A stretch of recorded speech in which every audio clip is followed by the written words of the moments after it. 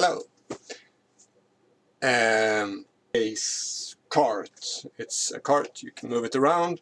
It's 60 HP, 4 rows. Really simple to build. There will come a video on that. Also, here's power strips on each of them.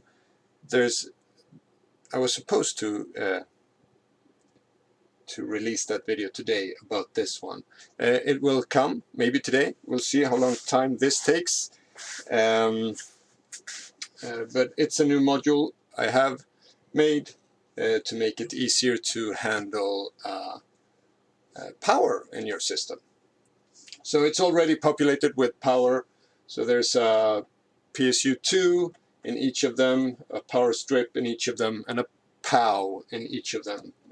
POW is the power strip. Maybe I should do one more thing. Just a minute.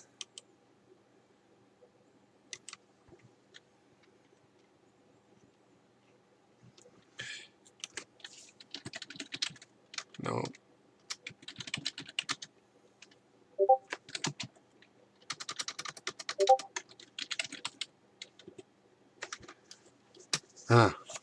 Hey.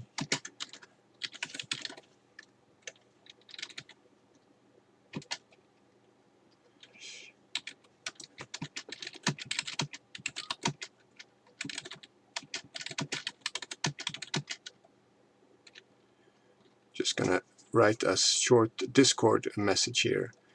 Come and help me.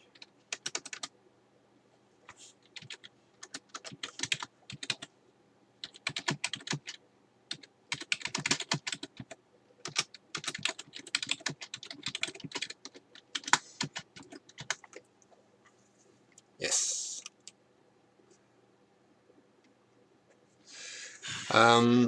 Yeah, the size of it was really big and didn't work with my workflow. This one is built more to fit in the nooks and crannies of my studio, hopefully. So it's still a bit wobbly. I have one more piece of wood I need to attach to the base, so this will stop happening.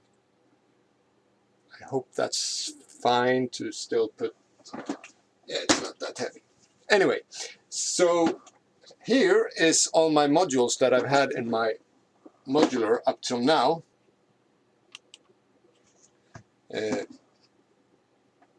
I'll answer comments as well in a bit, or as we go along. Some modules from time to time. So here's a box of all modules I've removed. And here's another box of modules I have removed. I can't see, but yeah. So there's modules here. I built a lot of modules during the years. And then here, this one I'm probably not going to put anything in. This is a scrapped project. So I see there's a Baby 8 and a lunchbox in there and stuff like that. So that one is probably not going in here. But these are going in there. And another thing I've been doing this summer is I've been working on a through-hole sandwich version of the PWM version of Peaks, which I got up and running, kind of. It's the lights blink, the buttons, everything is wrong, but it seems to light up. I don't have a modular with any triggers and stuff to try it with, so I'm gonna end, or as soon as I get some triggers here, maybe we can try this one as well. So it's just using a STM32 on the back and two PCBs and a panel. So yeah, we'll see if that works. Right.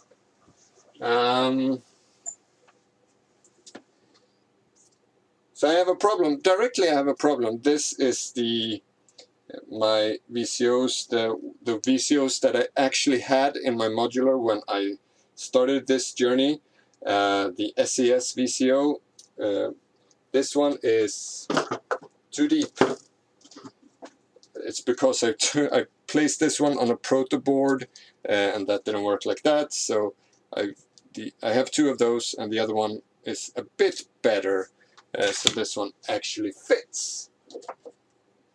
And in the other module, I had VCOs up top, which I think I'm going to have now as well. I had the mixer, so here's a mixer and an expander to that. It's very beautiful on the back, but anyway, this was down in the corner. I want to have this here. I want to have it a bit more up, so it's a bit more centered. It's not centered, I know that, but a bit more where it could, yeah, I think it works better there.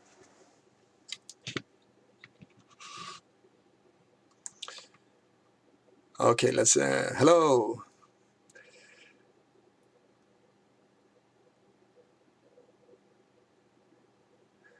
Next cave, I have no idea. When it comes to how much power each row takes, I don't know yet, because I don't know how it's gonna be set up. I hope I get some indication on these LEDs. That's partly what they're for. If they go dim or start to wobble, which they might, I don't know if they will do that, I will see that I have a power problem, I hope. Otherwise, there's one power supply for each row. Good thing you brought that up though, because I need to add ground between each one, and I haven't done that. Yeah. I'll do that with patch cables for now, I think. So there's lag. Please use a keyframes frequency of 4 seconds or less.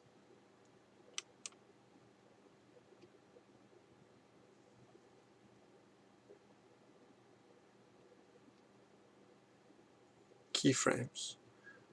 So I have a poor stream status now.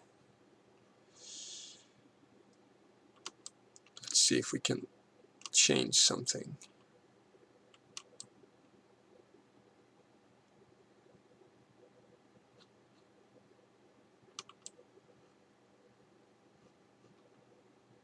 The stream current bitrate 8000 is higher than the recommended bitrate. Okay. Too high bitrate. Let's see.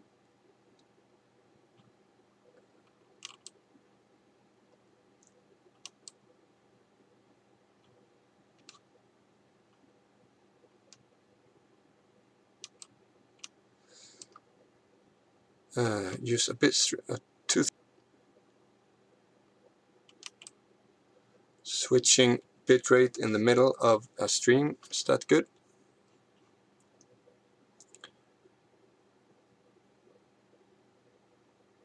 Okay, lag seems good. Great. Lamp, top left. That's a USB lamp actually. So it's one of the like I'm getting ahead of myself because I've made a video only about the POW.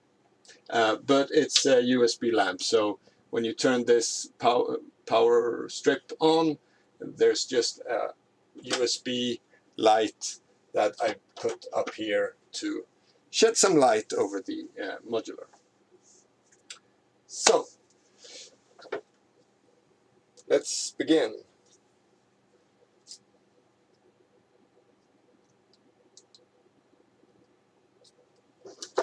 I'm probably gonna need to make some cables as well. And what I've done, so there's no rails, there's just MSB board which is really simple to just remove and put in a new one. I've just added some bread nails to them, so technically I can just strip it out, put in another one if I break it. So I need to make holes.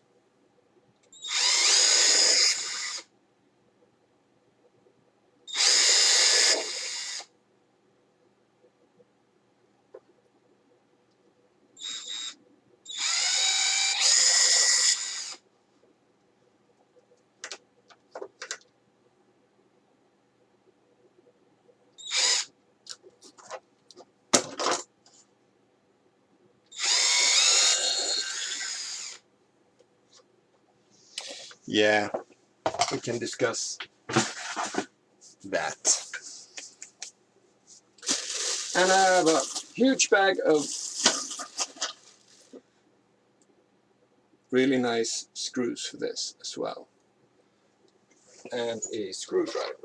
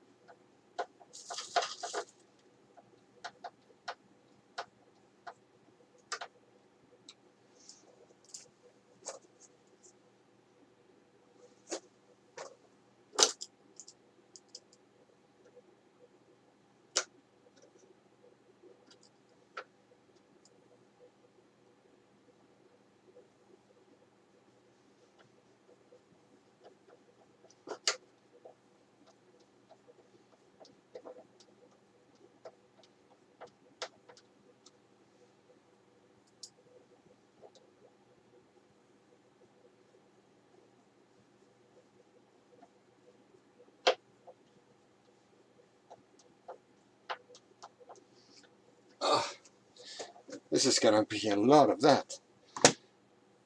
Power tools.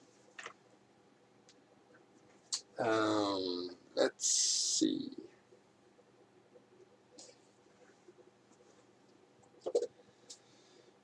This one.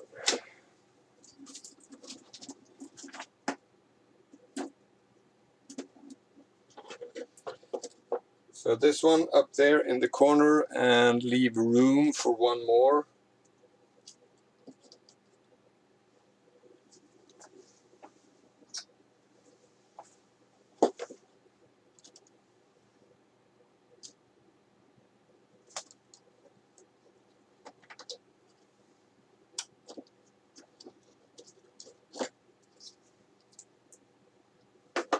One we can't use.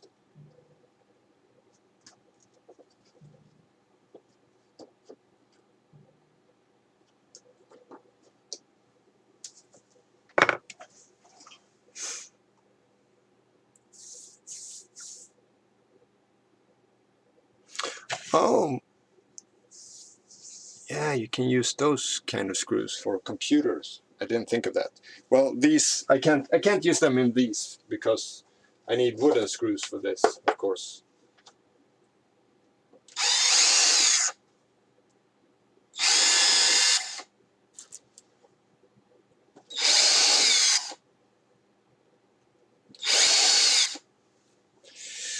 There.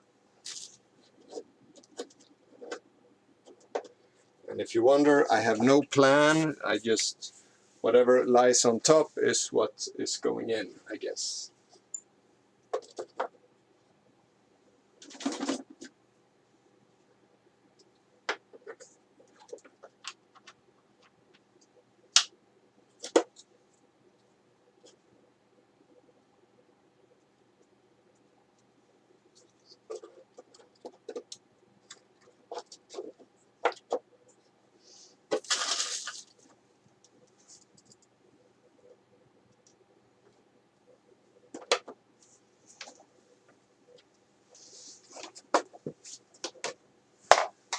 I actually have brakes on my casters. Let's turn them on.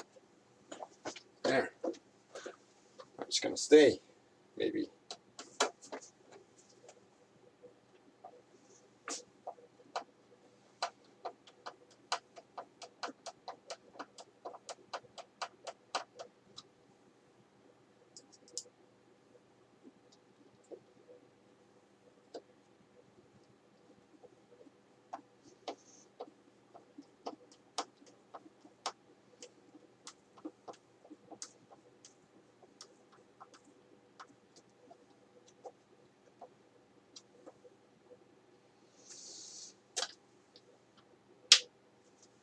Yes, first module in. Let's. We need to have sound so we can try this.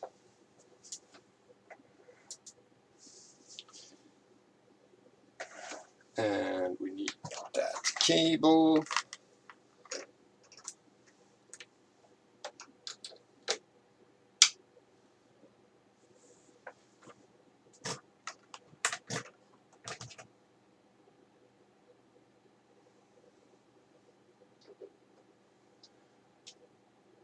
And auxiliary input and a cable.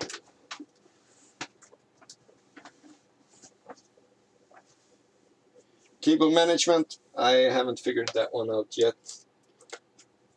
We'll see about that.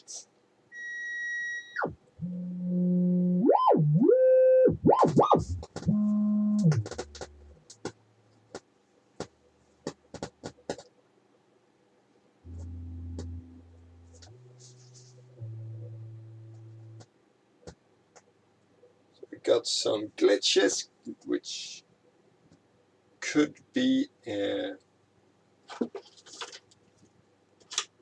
the ground problem.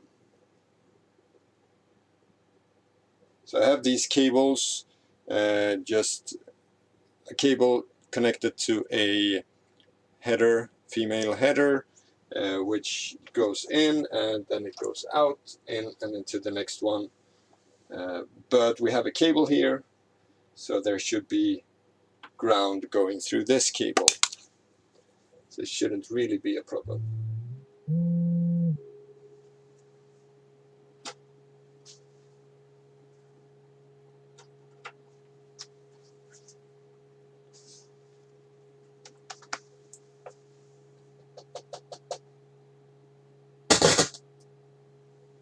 Could also be my potentiometer on my mixer, which is a bit kind of not that good.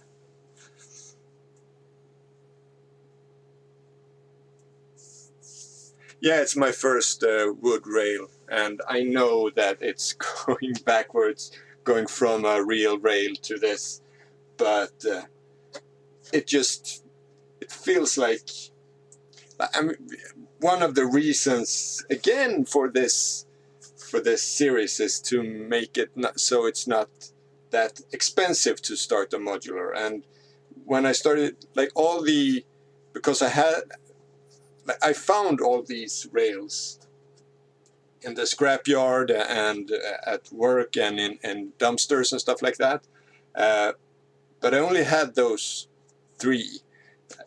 So I needed to add one more row, and that meant I had to buy one. And as soon as you start looking at buying real rails, it's really expensive. So that's why I thought, I've been thinking about this a long time and thought that, yeah, it's time to go old school, to go back to this. And once I figured out the format that I liked, and the fact that you can actually build it as exactly as you'd like, I like that. I don't know. I like working with wood, so.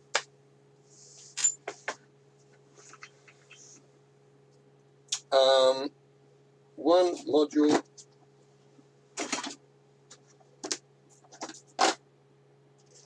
that I have removed a long time ago was the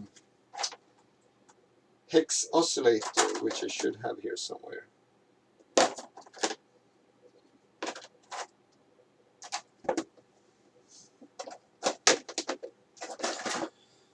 So the bottom row, I'm thinking of having some all these performance things. The button we can get back in, which have been lost a long time. I have quite a few touch me nows, which is lying all over the place here. They can also be down here. I thought modulation, so this is one of my few modules made by someone else. This is or I made it, but I built it, but Jonathan Cumatica made this. Cumatica Devices, or designed it. So I bought one of his panels. For now, I think they're gonna stay up there with the VCOs. The Bit Crusher is a huge module, and that's sound mangling. Maybe on this. So we could have filters here. Maybe. I built another multiple, so I thought if I have one there and one there, I have enough multiples to go around. Another touch me now. And the spring reverbs, because as it looks now, actually I can put the tank inside. I hope. I have this one, and I also, from when I dismantled the organ, I actually have a real spring here, which I want to see if my driver for this one will work for this one. Let's put them over here.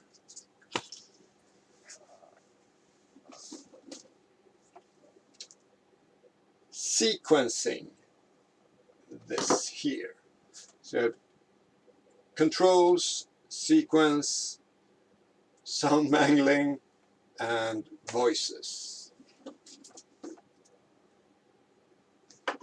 So that's the quad gate switch, quad logic gate.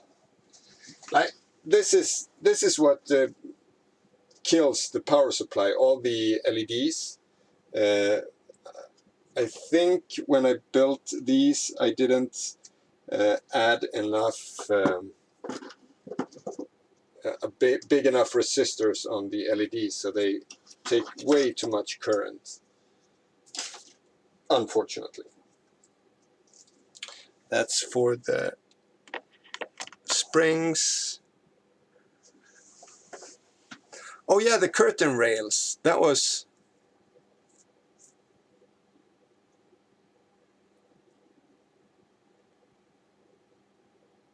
a good one, and I think that one worked quite well, right? So those of you who don't know, we had a discussion on the Discord server where, was it Roman Pollo, maybe someone else as well, who found curtain rails. Like if any of you guys have the link, put the link in the chat. So it's a curtain rail that is kind of cheap, not as cheap as MSB, but still very cheap. That actually fits the hex nuts well, and you can actually make a modular rail with curtain rails. So that was a really good find by someone, Roman and others. I know we looked around for quite a while to find similar in different countries. That's the divider.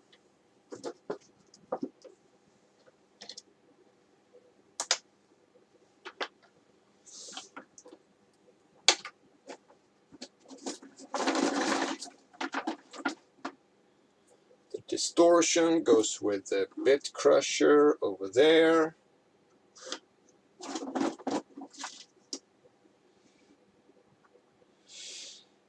Alright, so there's all the early modules only have these DuPont cables because that is what I went with in the beginning. So most of them have that, but this one I have retrofitted, or whatever you say, with a correct power bus. So that one works. I have to look out for that. Yeah, this one, same here. I've added in afterwards, I've added one of those. So we don't need that one anymore. The Lockhart wave folder, that should be up here with the sound mangling. The YARM ring modulation should also be up there.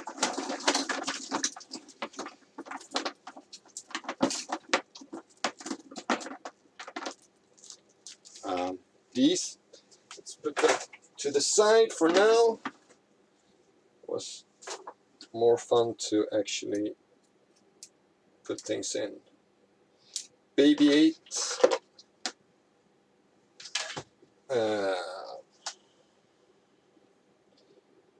Either there or there.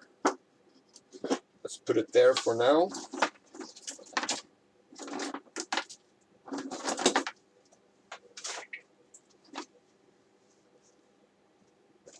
The guitar input, kind of a special module, not used very much, but nice to have. It's good for not only guitars, you can get any signal in, so I like to have that around. Drums, didn't think of drums. Let's put them up there for now. This is the XOR bell.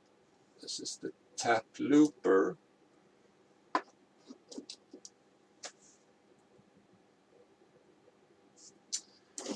You know, if we install this one, this is a perfect time to test if this one works.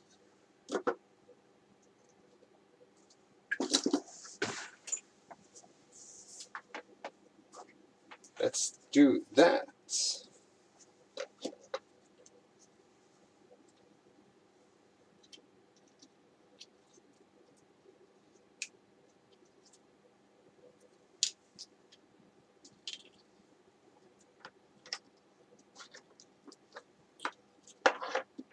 So can you see this?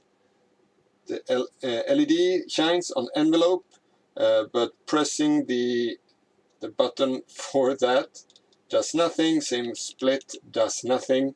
But when I press trig, split turns on. And when I press the other one, I only had one nice button, so that's why.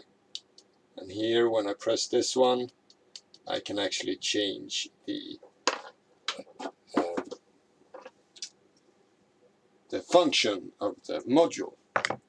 So I did something wrong, for sure, but I did something right as well. And also, for those of you who are on Discord as well, I used the latest version of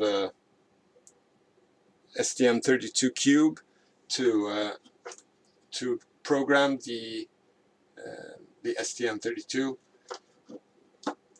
and it worked very well. So those of you who have trouble with that,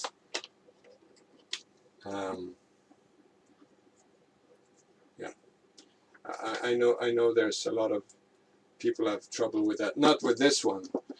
It's not the same firmware. It could be the firmware that's the problem. This firmware was just a bin file, and I just put that on there, and it seems to work. Some of the functions, as at least. Let's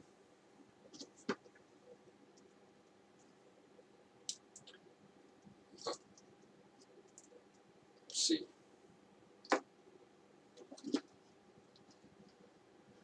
No, we still need a clock. We're not there yet. Clock divider.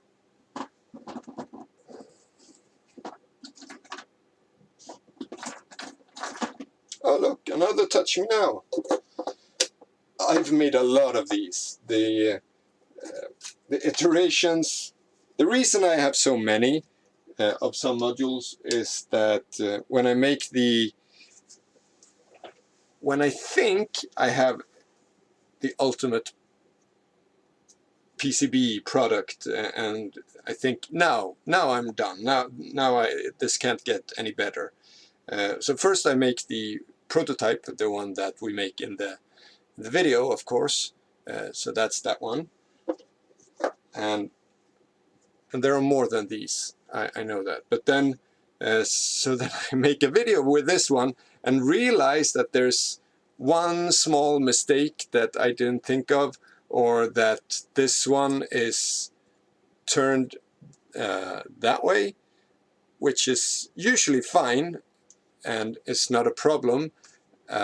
But when you put the connector in, it goes about outside this ledge, so that's not good. So then on this one I added it like that. So this is the final one for now.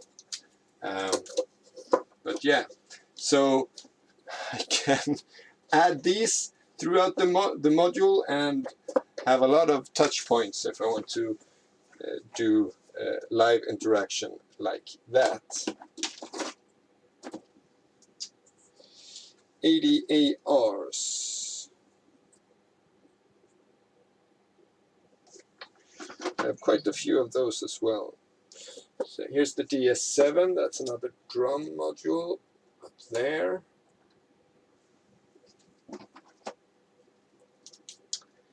We have the VCAs. These are vectoral, not VCA, spectral gates.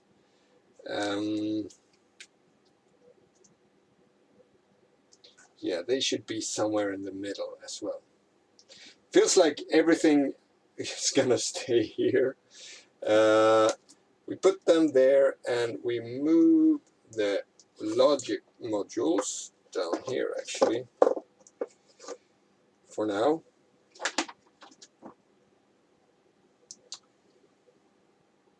Here's the quantizer with the sequencer, the 808 kick, there, and the Smurf drum, of course. That always has a given space in my modular nowadays.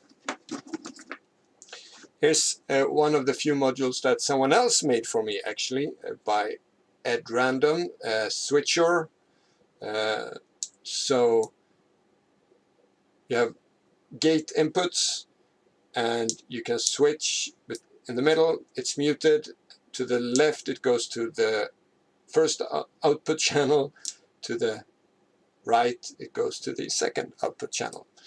A very nice module for sequencing drums, or actually live drums. So let's leave that there with the live stuff.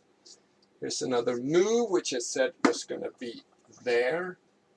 So having two multiples, so I have technically 8 multiples right here, which I can configure as I like.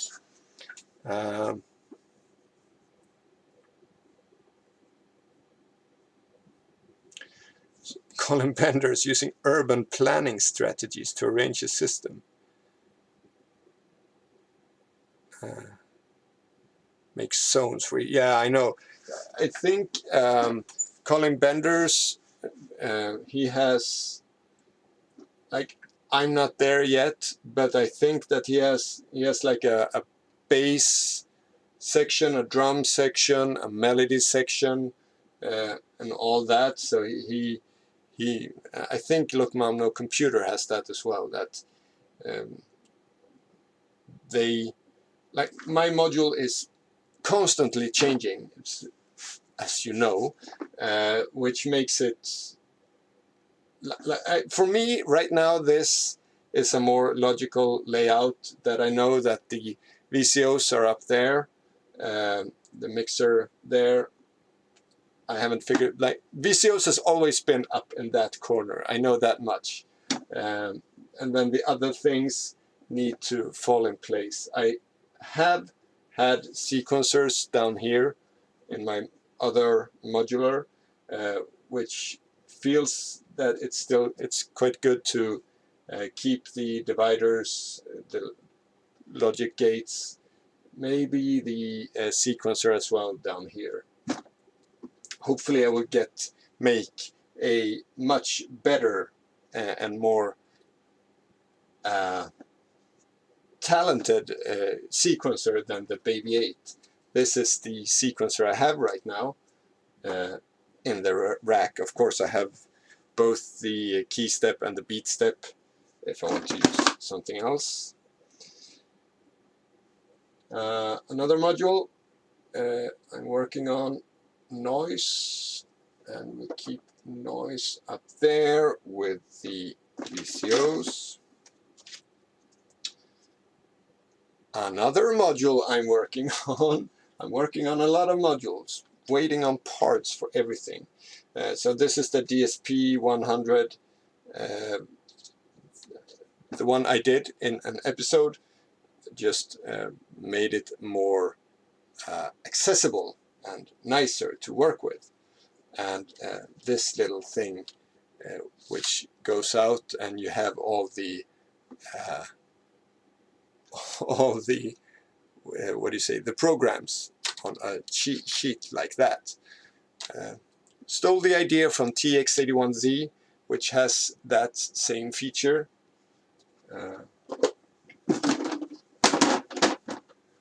I can show. So this is where I stole the idea, because the massive amounts of parameters on the TX81Z is on that little thing there, which I need to keep in place with some tack. So yeah, thought that was a fun idea to implement. Also very, very good, because I mean there's 100 different effects, no way to keep them all in your head, which is which. Up there, maybe, there maybe.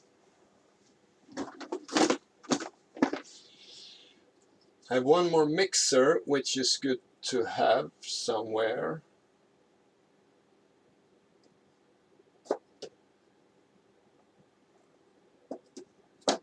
Put it there for now. The MS-20 filter there with the filter. And here's the second module that someone made for me, also by at random, the Vert, I think it's called, which is an attenuverter. Really nice one, good for changing signals. Maybe there.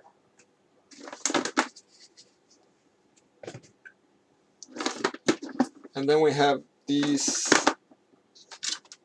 really smart, a piezo buzzer. Components everywhere. So this is the show ×3, which I never made a real panel for that. That was very experimental in sound.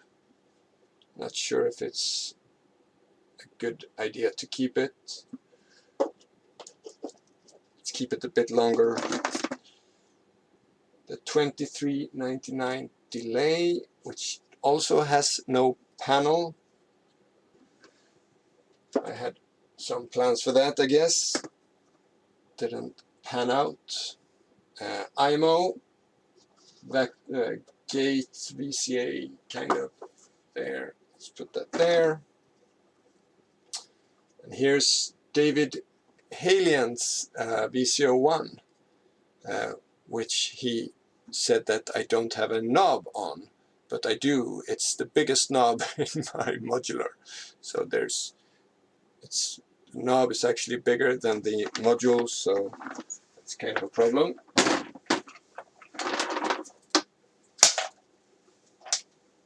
That goes up here with the VCOs.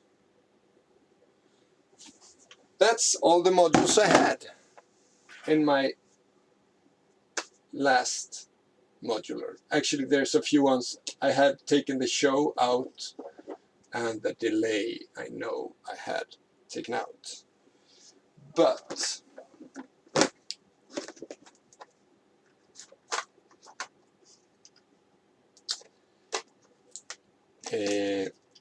this is the Talk Funny.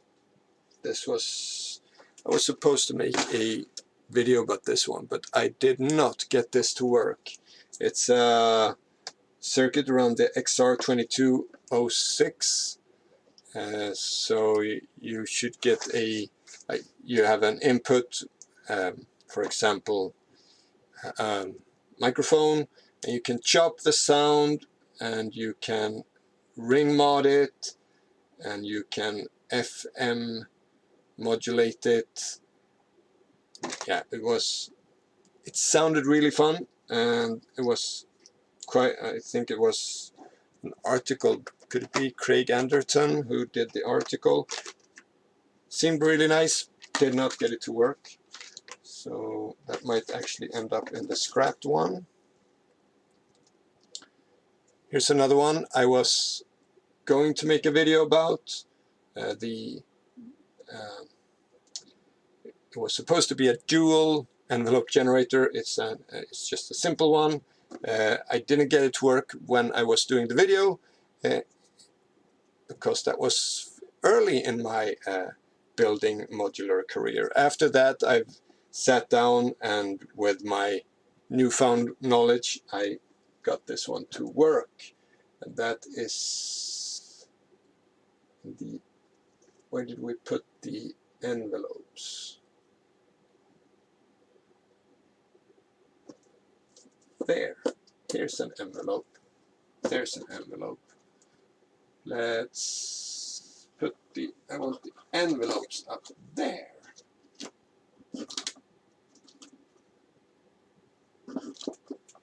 Let's leave that one there. The quad gate inverter. Another logic module. Again, I had removed this one because the NAND gate, which this one is kind of the same as this one, depending on how you connect stuff. And I don't need this so much anymore. But it's a good companion with a simple divider, which is not a musical divider, but a mathematical divider, which does not sound that good in music. So by inverting all the outputs, it becomes a musical divider. Yeah, there's long discussion on that. The joystick is broken, unfortunately, but except for that, that should be here up front. The percussive noise voice, I don't know why I removed that one. It was a bit bulky. I need to make a dedicated hi-hat module. Not today, but someday. But let's put it back up there.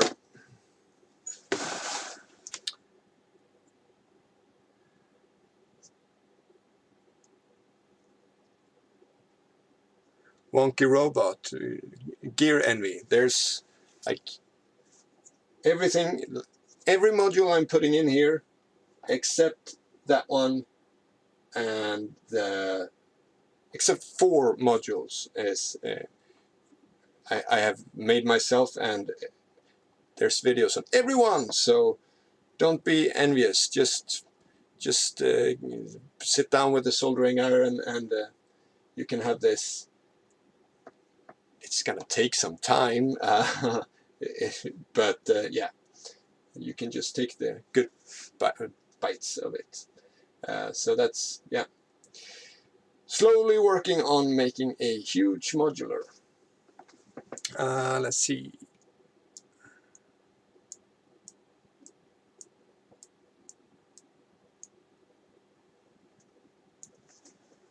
Yeah, you know. This is the PT2399 chorus. That's with the effects up there. That's the effect section right there.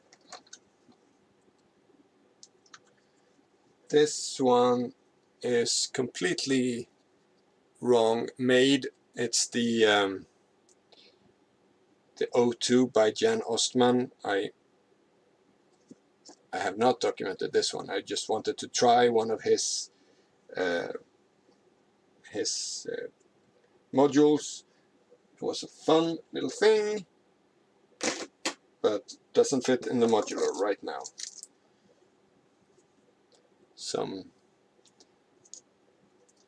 That one's dead. Oh, look, another Touch Me Now. So now we have 4 Touch Me Nows. There.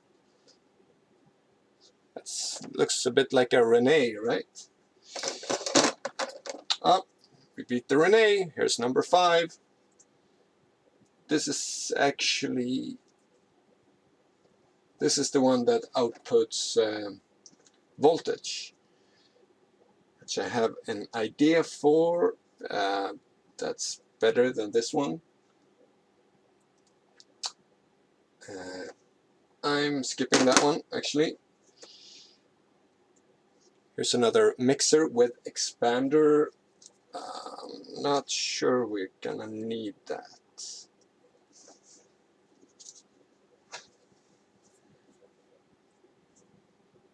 And again, the reason I have so many is I've done a lot of iterations on that one. Alright, so this is a bit, it's, let's see, can you see this? Yeah, the back PCB is skewed to the left, so it looks really strange. This is actually another one of Jan Ostman's things. It's this one is the drum 8, so that's actually a bunch of drum modules. That there. A few more dead ones.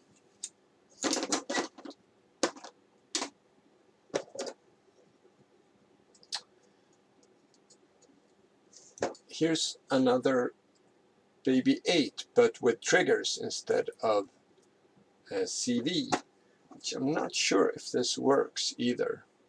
This was also one of those projects that plagued me. So many things went wrong. This was a strange concept I had in mind that I really didn't pan out. So like the surface components is on the PCB is the front panel for those components, as a way of not having to buy a separate panel, which costs a lot of money. This one is not finished. See, doing so many modules in so little time, sometimes you just need to let go of a project because you don't have time. But this is a sequenced gate. So let's see, reset clock. Yeah, you go in there and the input is switched to the outputs. Very nifty thing. Sequence. Let's put it there. An earlier version of the DSP 100, DSP 99 in this case. The difference I did in this one, or one of many things I fixed, was the input gain. So there's an input gain on this one, which there isn't on this one, and because the signal on in the modular is so hot, the DSP chip on this one just can't handle the signal. So and then you have an output gain to really get the gain up again from those low levels. So leave that one. Another baby 8. So we know that one works. Those two we need to check if they work or not. Another touch me now.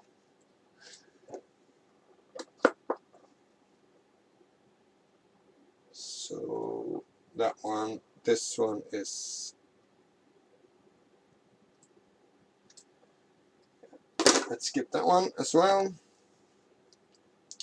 This is the 4011 ring mod.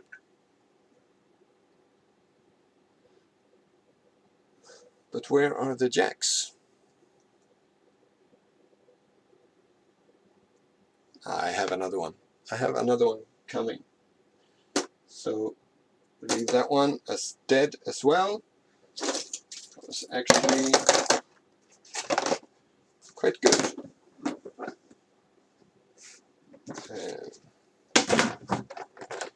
So there's only that left in that drawer.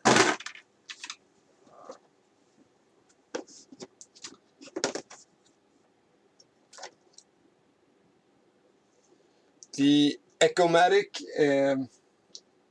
was needed for the DSP 99, the previous version, just to attenuate down the signal, and also the feedback was quite fun to play with. Oh, sorry. But I'm not sure if it fits now.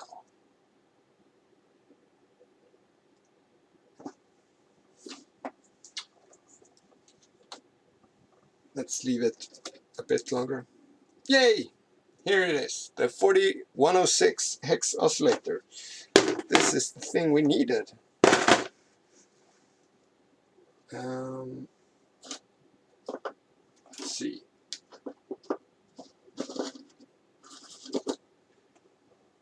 I'm putting it in here for now because the ground problem. Don't want to mess up too much.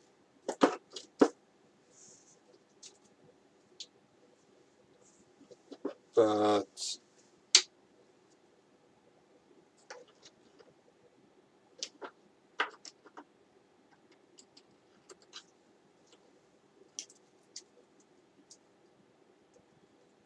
ground.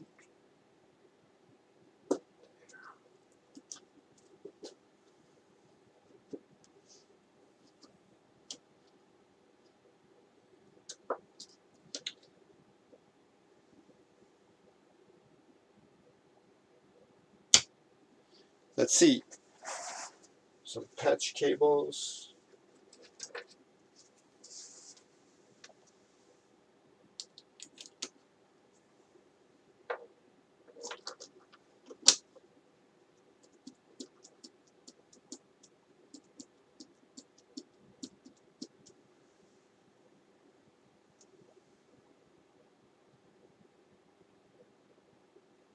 Is it working?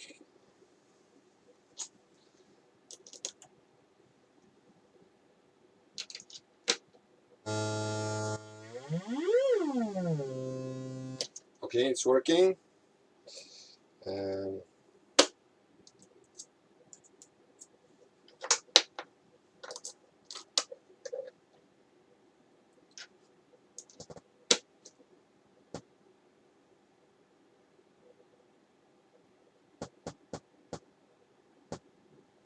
We got a few clicks there, so now we have envelope.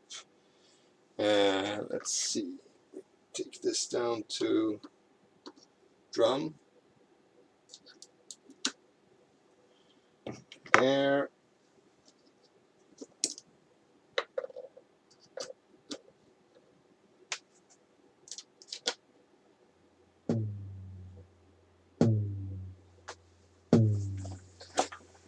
it actually sounds like it works.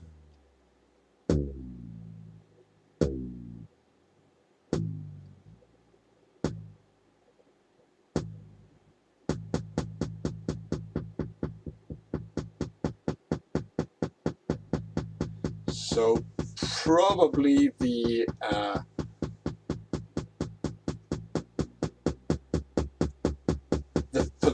pots are the wrong way.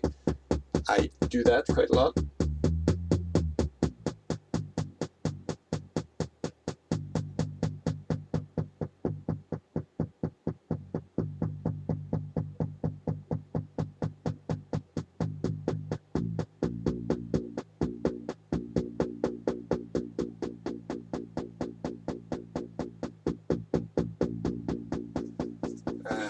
Let's see.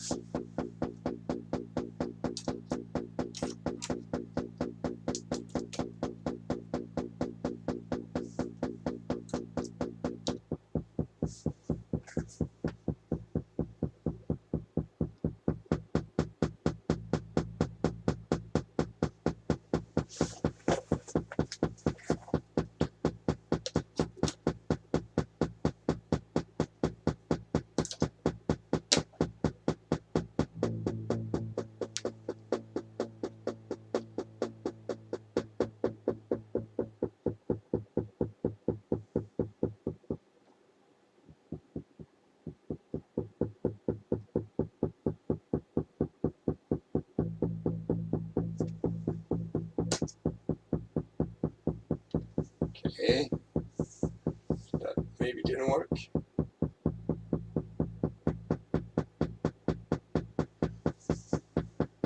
How do you go in? There. You hold it and then you get into expert mode or advanced mode or hidden mode.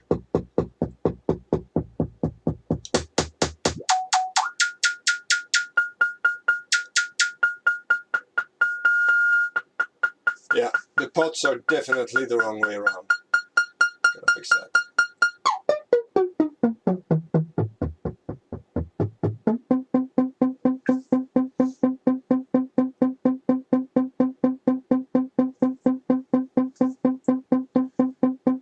Okay, cool. That means I have a simple, cheap Peaks version coming, hopefully.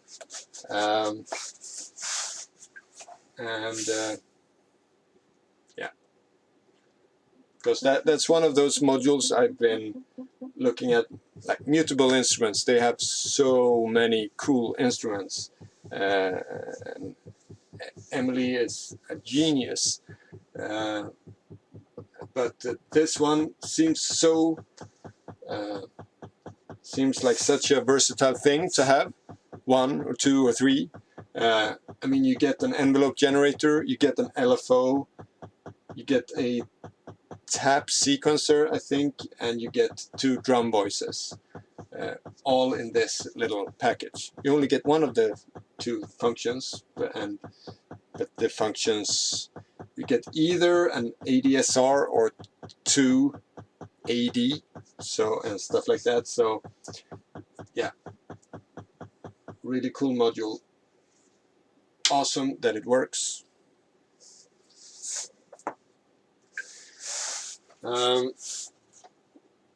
Yeah.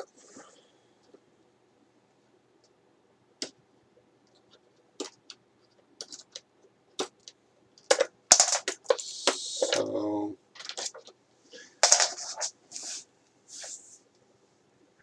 oh, look, hanger for cables.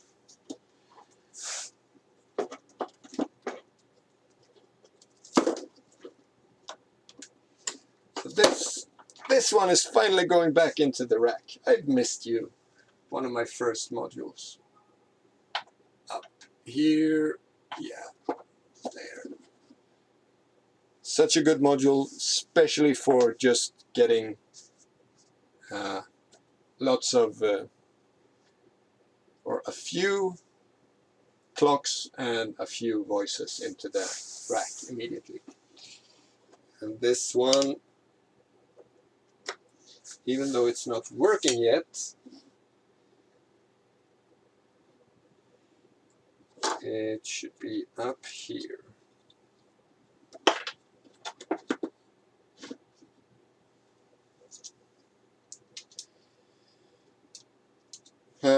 Noise has always been on the left side, so I think I'm going to keep it over here.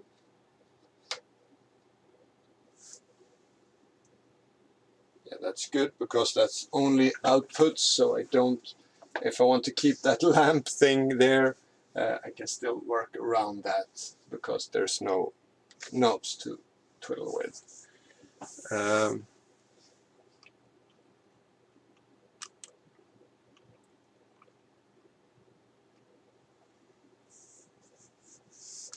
The Peaks clone is not my design. Emily Gillet made the module, then someone else made, so the really cool thing with this one is that it's a it uses a dual PWM, which means that you don't need the expensive ADC components, the ADC analog to digital converters, which the original uses. So there's a guy, I'm sorry, I don't remember his name right now. Let me find the link and put that in the description. It's on the Discord server, if you want to look there.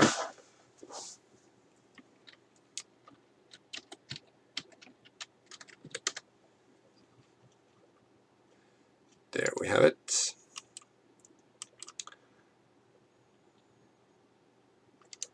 No, we don't have it there.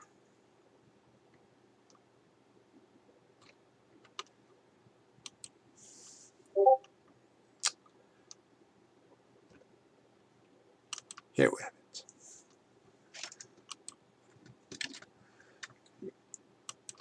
Add that. Matthias Levy, that's the guy.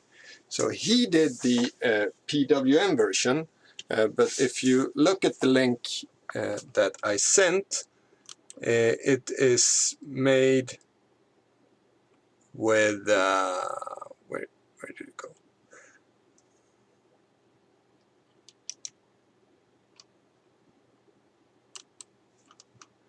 It's made with just like a home etched PCB, which I know many of you like, but I really have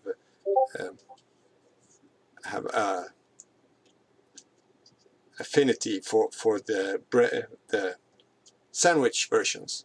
I really like this. It's really nice.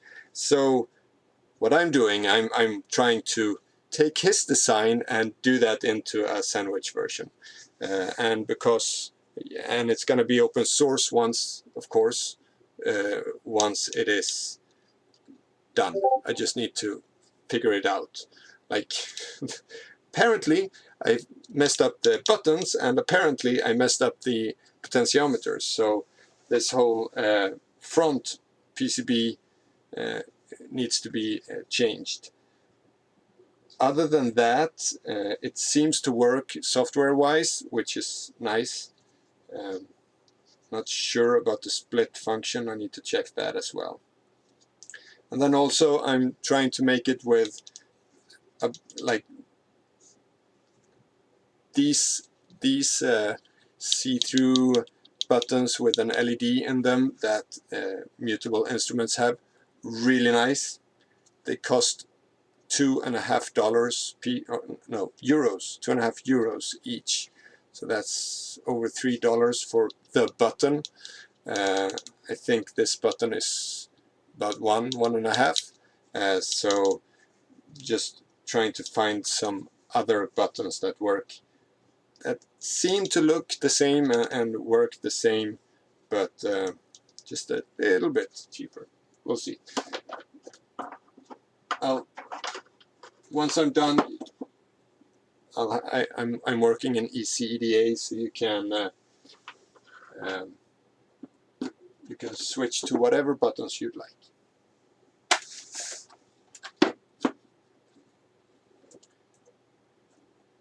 There. What more modules did we have? I have a new bag of.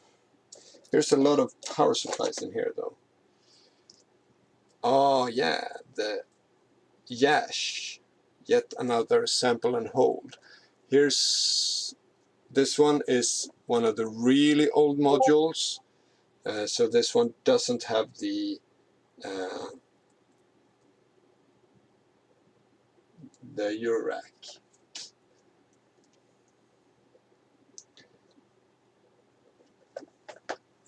Sample and hold, what does that categorize as? It's not sound magnet, it's more like LFO stuff.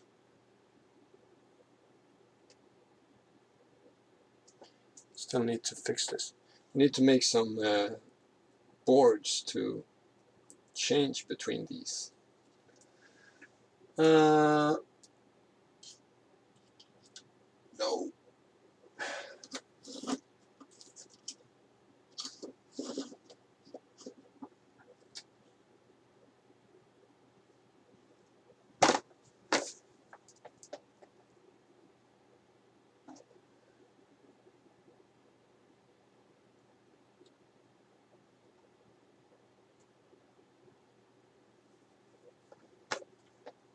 I am changing my mind, but I don't know for what.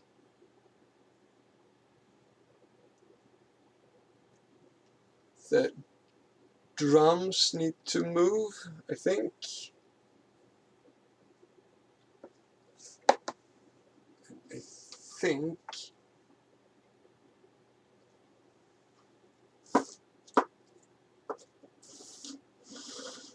Should they move there?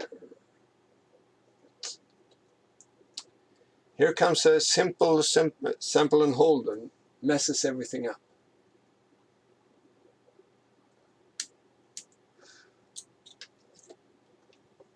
It's not supposed to go there. I put it there for now.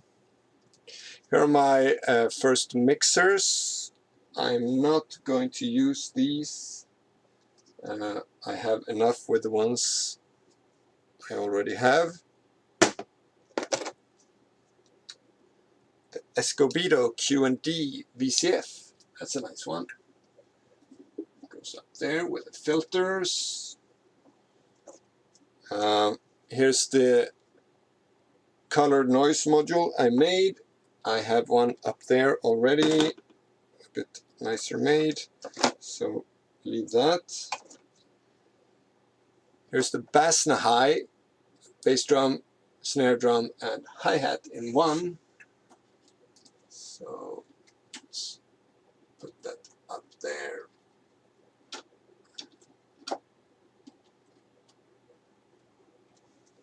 What's this? Oh, a bit too big, I guess. Here's the buffered mixer, not going to use that one either. The 4046 simple VCO. Here comes the first VCOs I made. 4046 and the 4106. Here's another 4011 ring mod. I have another one I'm building, but let's put that there for now. Here's one of the first passive multiples.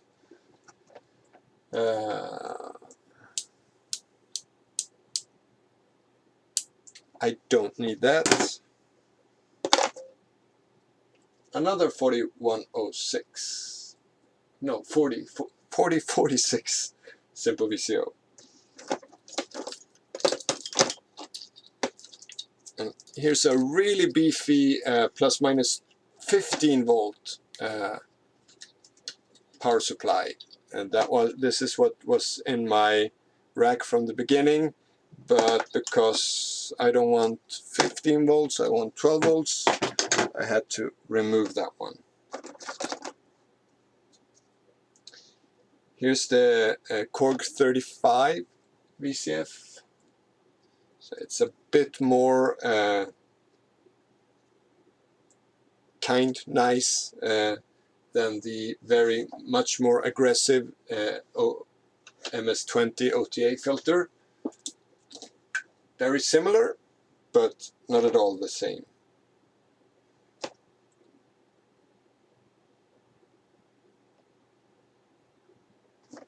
Forty thirteen chip, 2 N3904 and 4 outputs. What could this be? Yeah. If you don't write, you don't know what it is.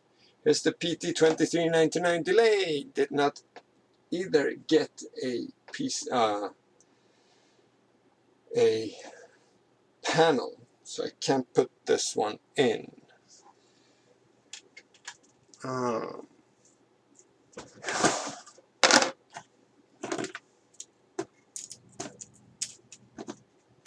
So there's another round that needs to be done with a few of these modules. Quite a few. I need to fix the inputs. So that one has to go like so. And here's the Phobos random gate with the wrong power. So I need to fix that.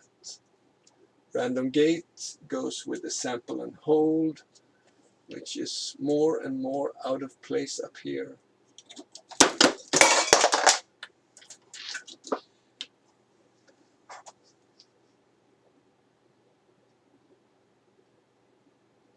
Now someone writes, you really should use screws to put that in place. I know. It's just the upper row. The upper row is a bit so-so. 4006 digital noise. This was a fun module for digital noise. We have found other ways of making that. The XOR bell kind of is similar to that noise.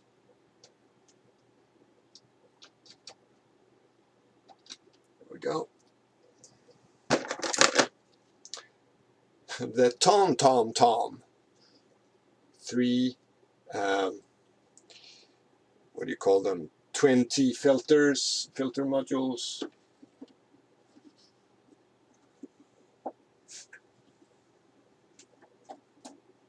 And a way too small panel. 2 HP. It's way too small. Here's an attenuverter and scaler, bias, scaler and meter. I was going to add a meter to see which voltage it was. Did not have time to make that module. The scaler CV, the scaler thing works, but not the meter. The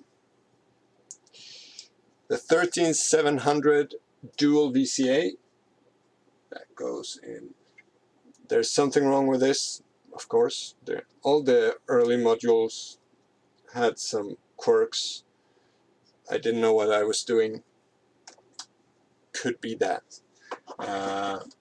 So I think only one of the VCAs work.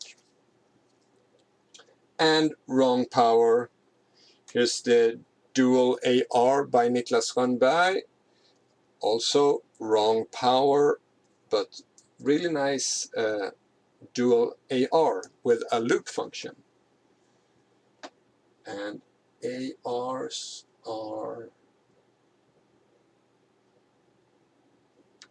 here. No. ARs. I have a few ARs.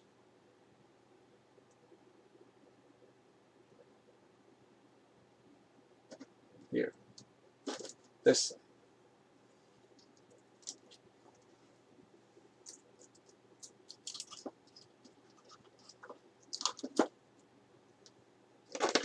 We're soon done.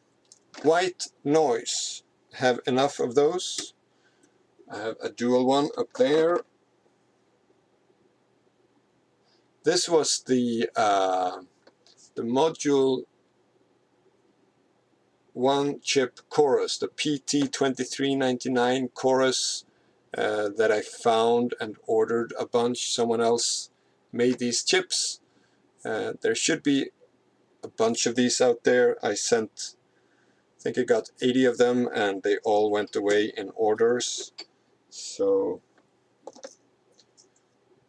yeah. Another scrapped DSP99. There's a lot of scrapped of those. I've made a lot of revisions of those.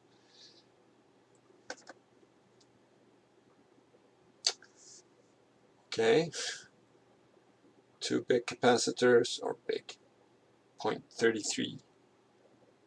330 nanofarad and a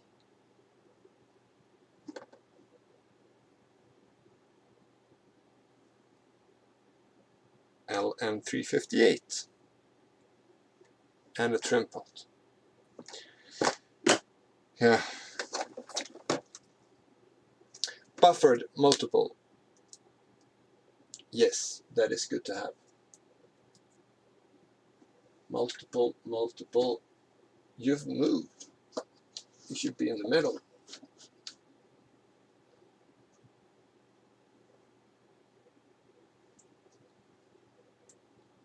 Yeah, let's put that there as well. And here's the fuzz phase in not a good panel.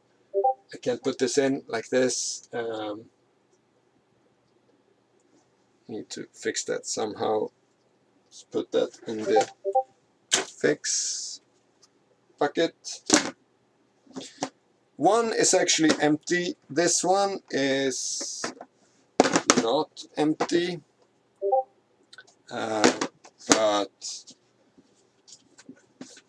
it's just half full. Let's see. Let's add that.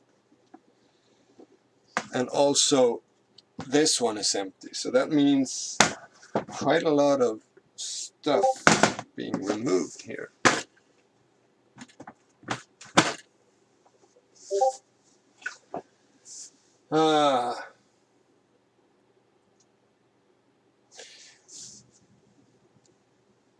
So I have I've made this so you can make most of this cart with just one piece of plywood, and in that piece of plywood there is enough to make one more shelf. So it was planned to make 5 shelves. I only made 4 because the 5th one is just an expansion on the straight one here, and for now I think it's quite nice to have this as a shelf for the beat step, for example, or key step. If I stand up, I can actually play somewhat ergonomically, but if I add another shelf, then it will be too high for that. And if I'm going to keep all these modules, if they all work, I'm going to need to add that, because now we're almost out of space again. We haven't looked at the scrap ones, but Yeah. Here's just scrap ones.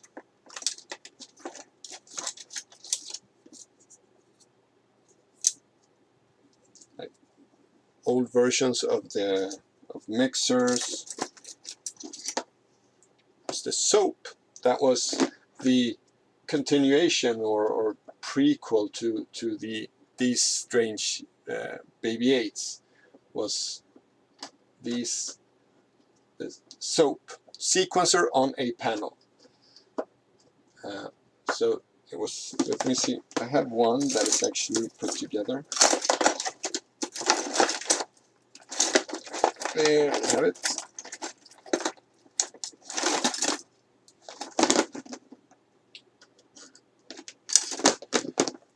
This was a project that was way too experimental. But so here's how it was supposed to look like. Soap, and then you have the start stop button, you have hold, step and reset, 3 buttons, and then you had, let's see, yeah, I had the cascade in and out. That's the same that I've kept in these, that you can cascade them after each other. And you had CV, which was on these small trim pots, and gates, which was on the first of the small dip switches here. And then the second one was the reset, so you could reset. And on the back side, it was all SMD soldering, all the chips. So, and it was done by hand. So, and also you have the LEDs in there, was also SMD soldered. It was a nice thought, I think, that you could just buy one PCB, solder it together, put everything on it, and stick it in your modular, and you have a sequencer. But yeah, as you can see, there was a lot of error on it, and it was just too fiddly, so I gave up on that idea. But it was a fun thought experiment.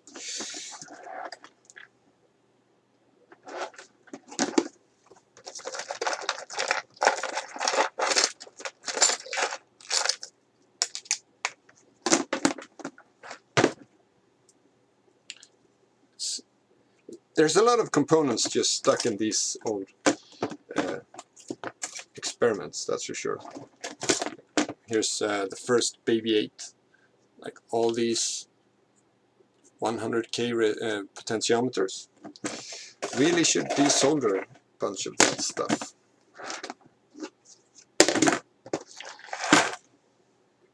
Yeah. Okay. So what do we have here?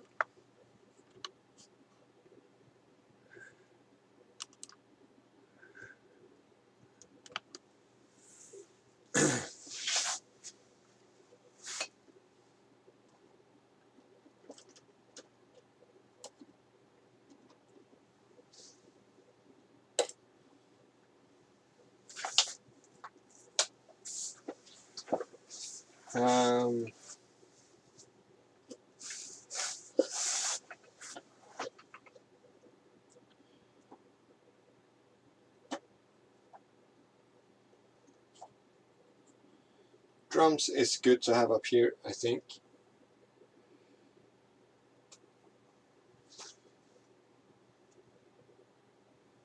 But it's not good to have all, because all this whole block right here is mainly for doing, actually not that whole block, that whole block. It's just for doing trigger sequencing. And that one as well, actually.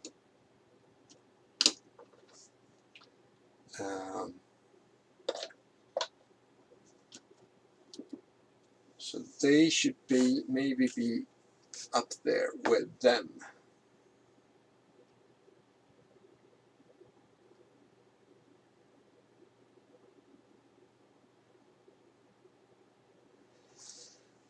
I could change the effects. Let's see. That's the effects. Kind of the same. I can move the effects down there. Move them there.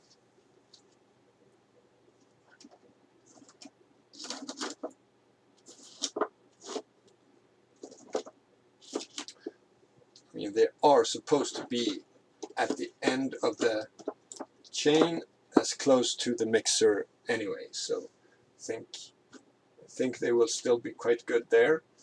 And then we can take this block and put that there.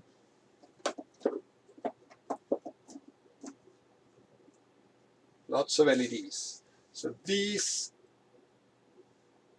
should just go up there and control the drums. So I think that's a good compromise.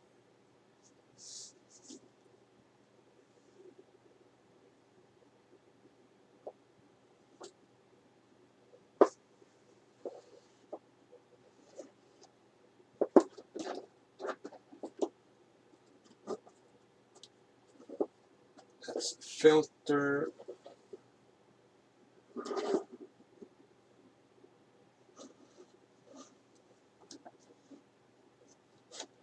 That's the filter section.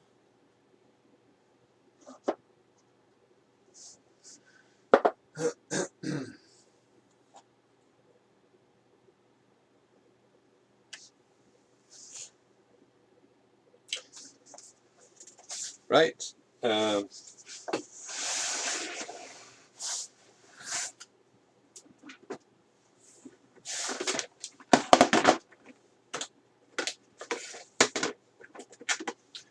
Talking about mutable instruments, I have another. So this is another through-hole project. Also, there's a whole channel on the Discord just for this project, not mine at all. I believe the front panel is made by My Modular Journey. Sorry, yeah, My Modular Journey. It's made by him, and the PCB is made by someone else in the Netherlands. So I have two of these macro oscillators as well. See, now we're breaking it. They need to be up here.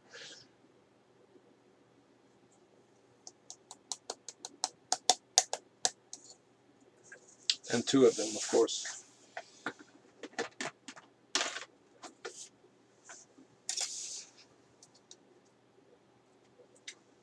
So, yeah.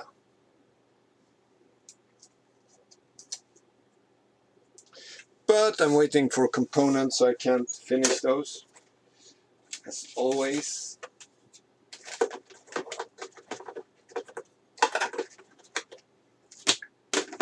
That's the big Achilles heel right now. Components, and with the thing happening, it's even worse.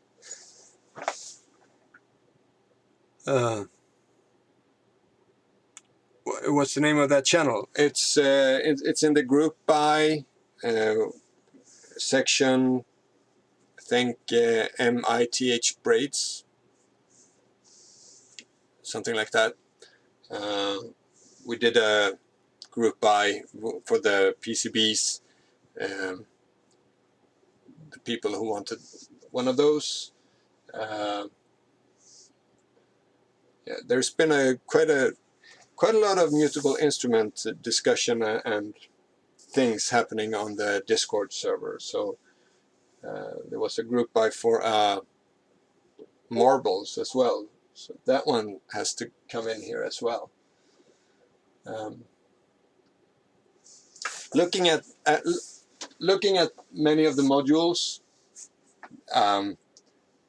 like the reason they're gone, that they haven't been in the modular, is of course that I needed space for my other modules, but also because they don't quite fit in my thought process anymore. And some of them are broken, or the power was not correct and stuff like that. So there's 1 day left in the modular in a week. Not 1 week. There's 1 day left in the modular in a week of this week, which I need to end. But then I feel that I need to refine quite a lot of these modules because the thought of them is good, but I didn't know enough to make them good enough for me. So there's quite a lot of that, and just small things like the 808 kick is a wonderful module in itself, but because there's probably I've done something wrong in the filter, so there's in some situations there's always a rumbling sound in the background, which bugs me, and that makes me don't want to use it, and then I use one of the toms in the tom instead, which sometimes has that error as well. It's can't really explain. Sorry. I haven't talked so much in vacation. Don't talk. That's one of the reasons that you yawn, is because you don't talk much. Not that you're tired. You shouldn't be tired yet. 5:20. No, I should not be tired yet. So yeah, and that's the reasons for many of these modules. The Touch Me Now is a wonderful module, but like when it was like this one is fine, but when it was just hanging on the side, it wasn't good enough. So I wanted to have a real PCB and have it made as it should be. So that happens to a lot of modules now. Slowly perfecting the small things. Yeah.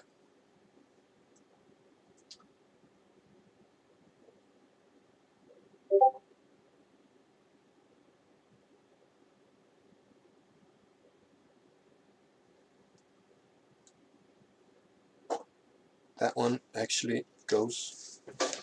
The triple show. It was fun, but a weird one.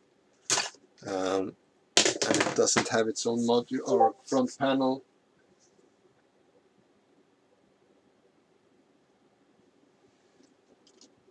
And these, I have to make sure they work. I know that one works. Someone told me though that these, like I've made these with just trim pots and multi-turn ones, but they're apparently only rated to be turned a couple of tenths of times, like not to be turned as many times as you do when having them in a modular and making new melodies all the time. So the sequencing I need to address, and hopefully I will address that when I get into the Arduino side of stuff. As I've said many times before. What's this one? Yeah, that was the PT2399 delay.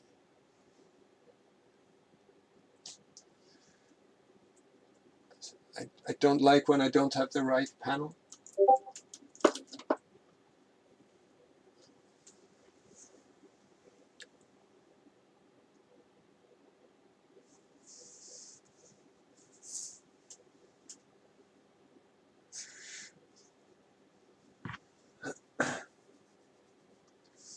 Yeah.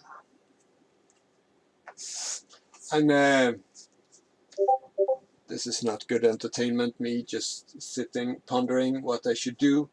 But at least you've seen it with all the modules in. Now I need to figure out what to do next, I think. Connect it, of course, but there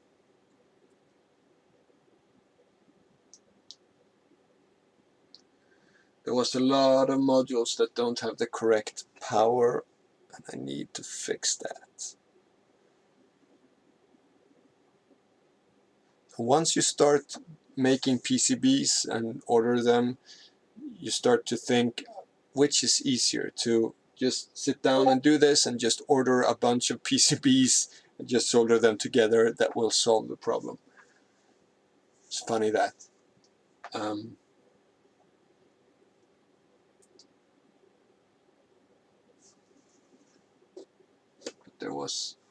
It's mostly the white ones that are that, because the white ones are from the first week, and some is actually fixed. This one is fixable because there's lots of room. This one is fixed, fixed, and fixed. So there's actually just this one. Let's put that in the fix pile then.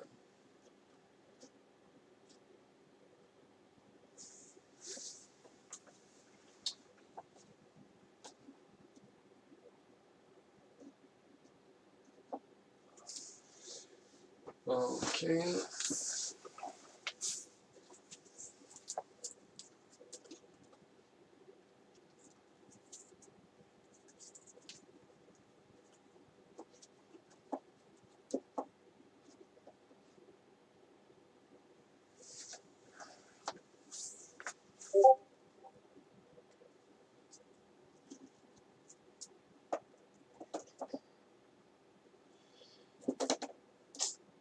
This is the quad-gated switch. That is actually more of a performance module as well.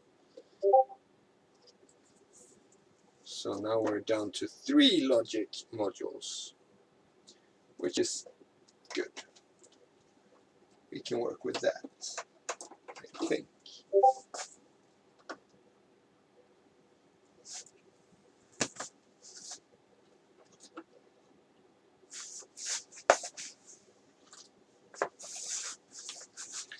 Here's a better way. Let's just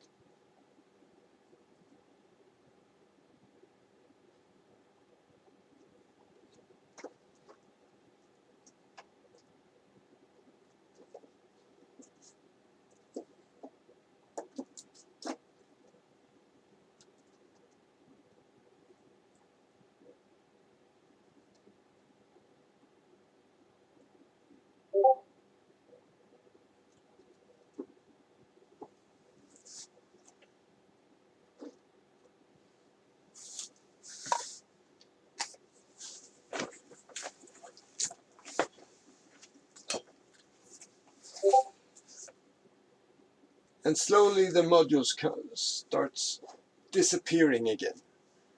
Like I said, I don't like the quad inverter.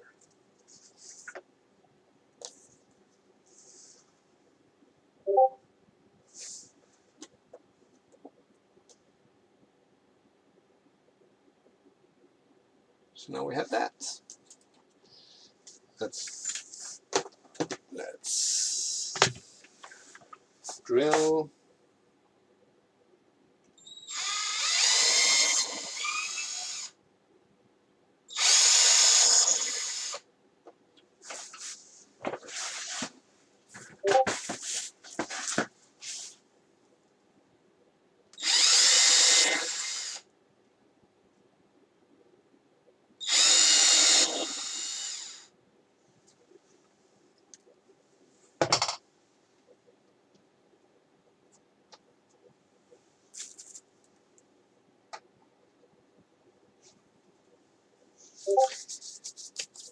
Vacuum cleaner, yes, that would have been good too.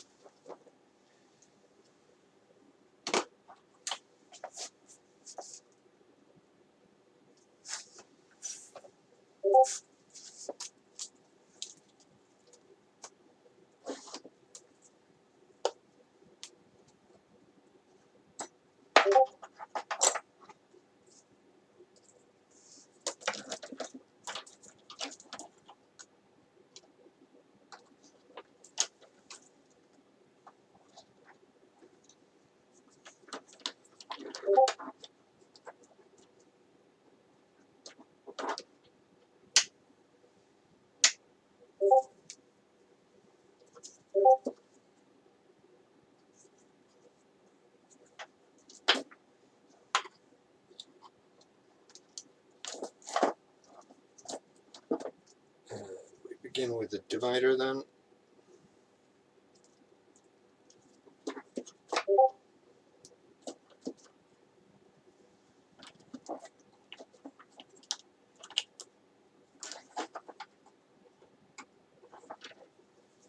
That was too short.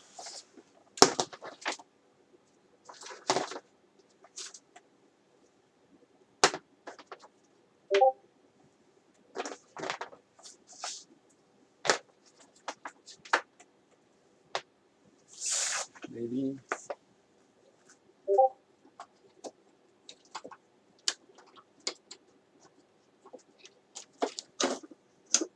Yes, that's a good size.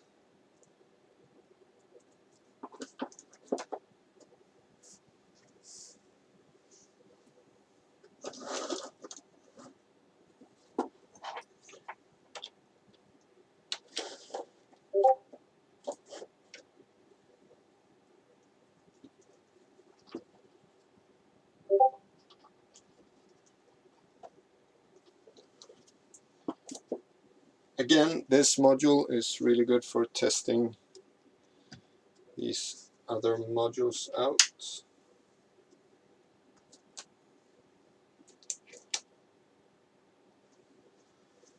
And it's working, and the other thing here should be working as well.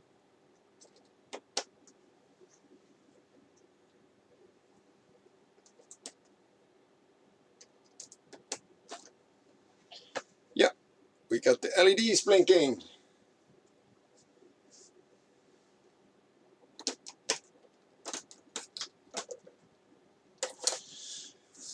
Awesome. So let's set that in place.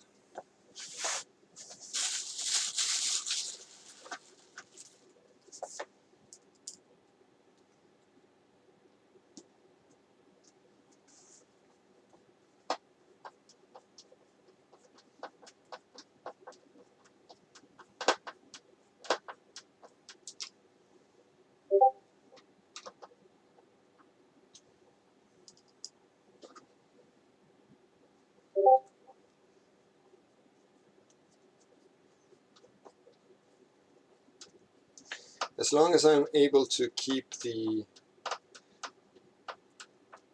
like most of my modules are correctly spaced with the holes. There's some that aren't, but most of them are. And as long as I can keep that, these holes will keep on working for different modules on and on. So hopefully I won't be able to have to change the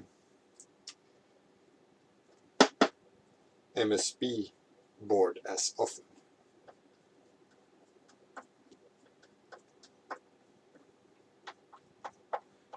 I guess we'll see.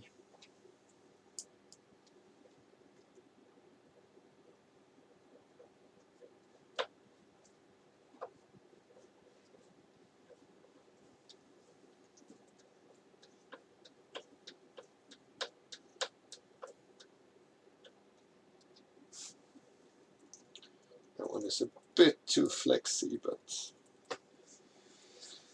well, what do you do?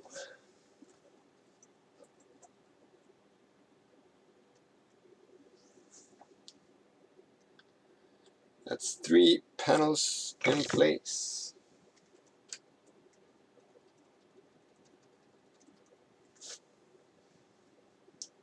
2 panels, 2 panels.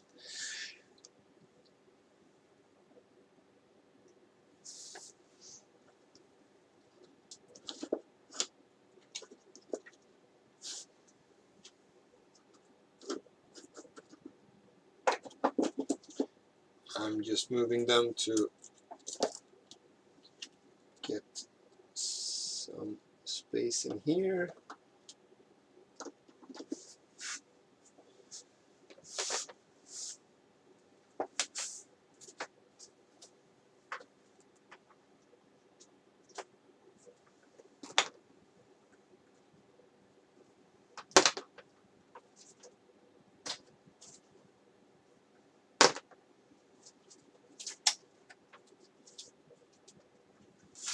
Quite a lot of really short ones.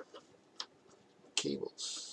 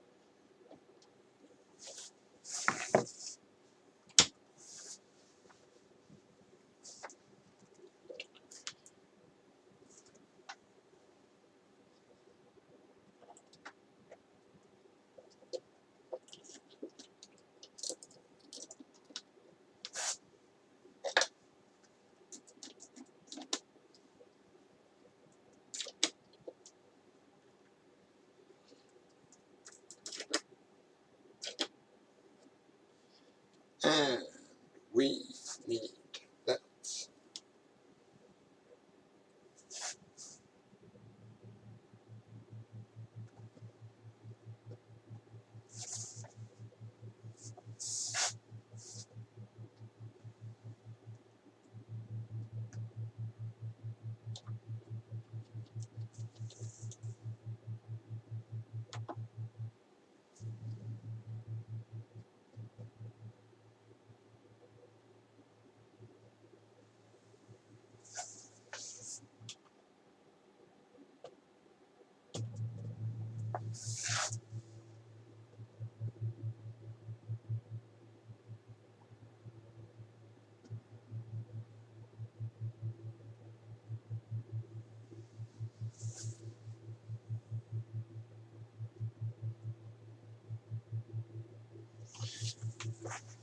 need to figure this out. There is some kind of scratching.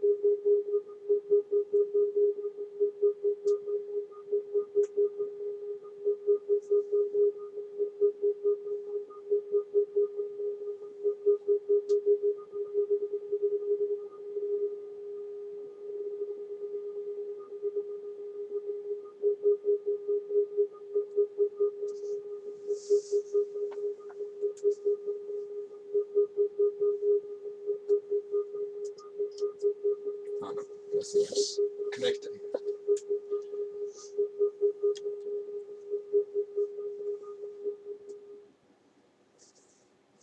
Number 9 is definitely my favorite program. Church.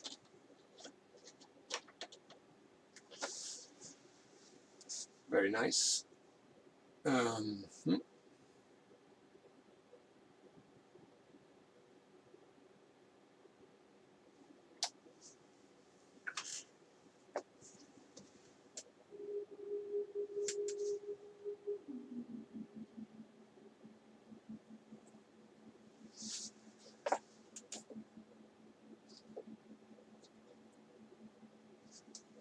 Let's see. There's no chip in this one. No PT2399. I was going to say this. I'm not sure this one works, but that explains why it doesn't work. There's no chip. And I saw a chip somewhere.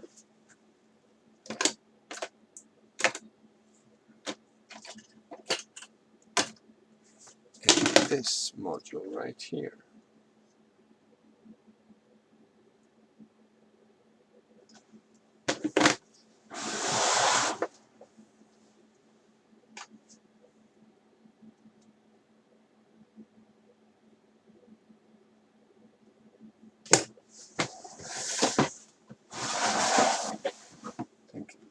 In another one as well. That one.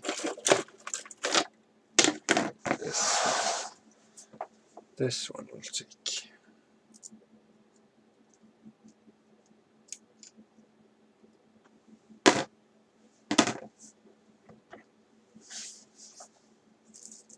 See if we can get this one running.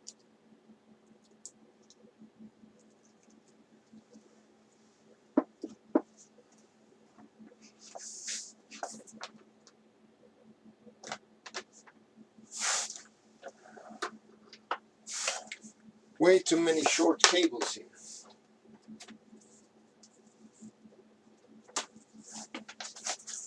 Who made those?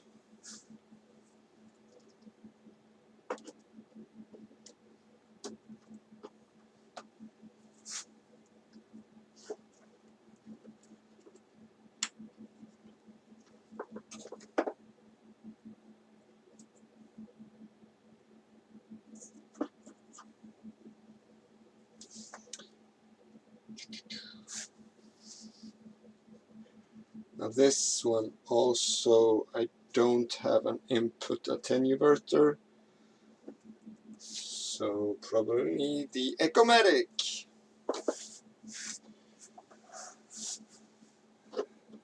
Still need quite a long cable. That one should work.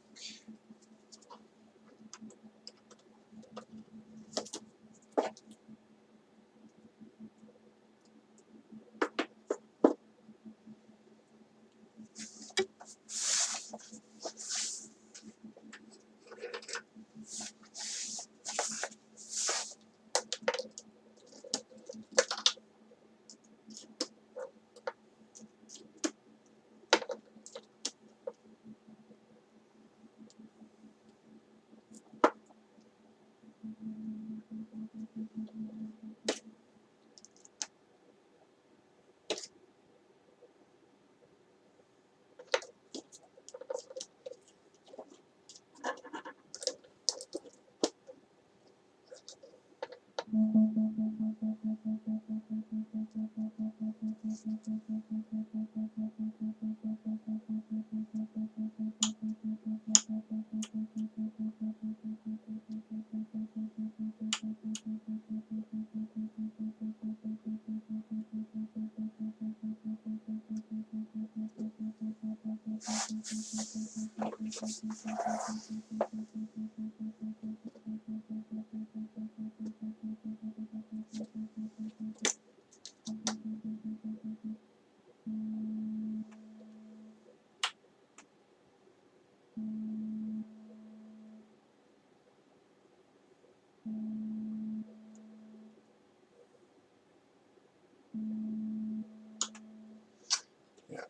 this one.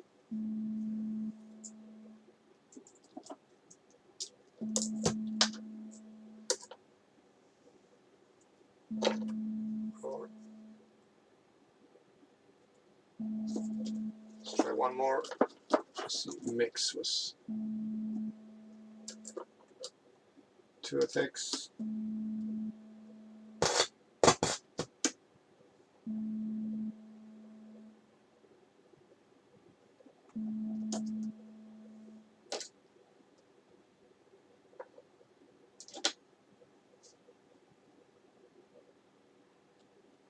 Yeah, this one doesn't work.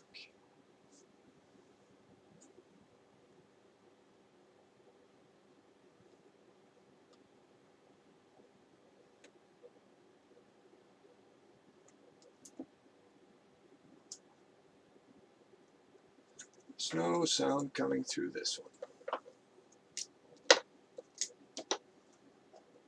Unfortunately.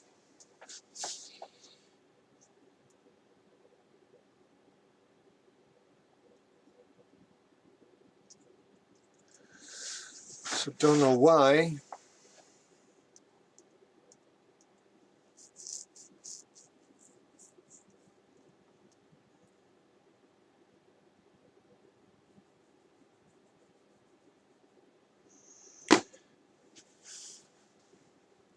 Yeah, as I said, bass. I have enough material to make another one on top, so I will have 5 rows. And yes, I need to do that pronto.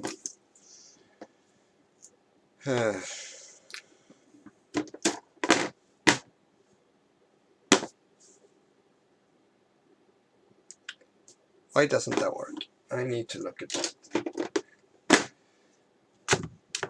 So many modules I need to check. That's not good either.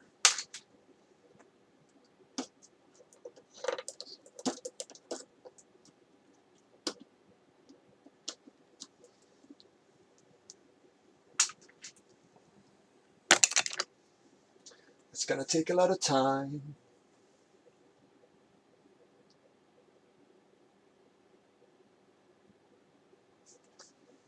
And see, this is the thing I don't like about the Echomatic, is that even though I had in my world, everyone is not the same. I know that when mix is at the lowest, you should be all dry signal. When the mix is at straight up 50%, you should have half of each. And when you're fully 100%, there should be no dry signal left. But even if I have this at 100%, there's still a dry signal left going through. I don't like that, and therefore I don't like this module. In this one I did that, so when it's exactly what I just explained, it's in that one. And I like that much better, because then you know that once you go 100% wet, it's just the effects and nothing else. And in the case of this sound, it just drowns in the sound.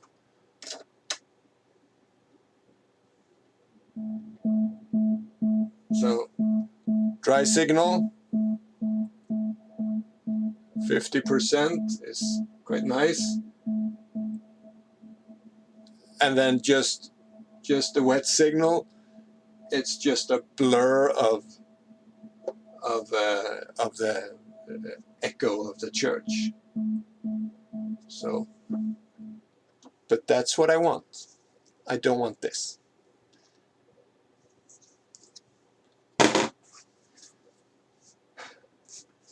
See, I don't need to make another rack. I just end up dumping everything anyway, because see that, and that's also like when I decide the modules I want to make, many modules sound really cool when you look at them online or in a book or something, and then you build it and it doesn't really live up to your expectations.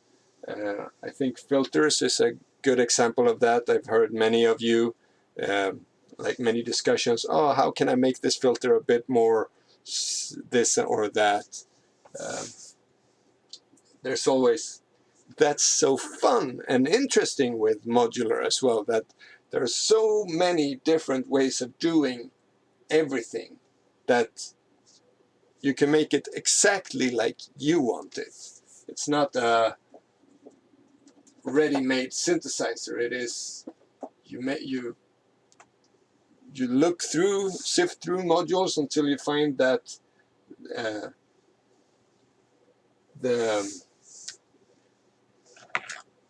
just something that irritates me,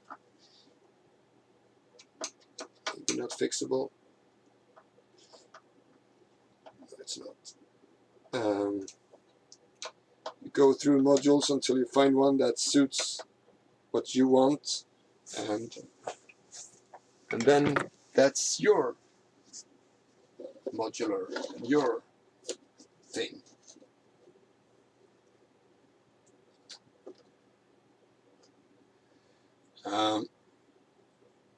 Even though this one is going to add that one up there.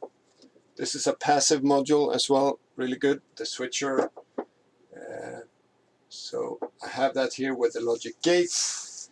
That way I can route them through this one and have some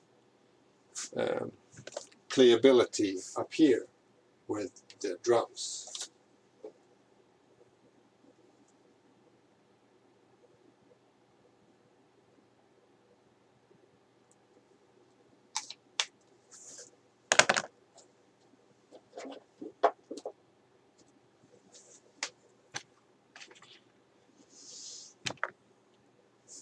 Where are you?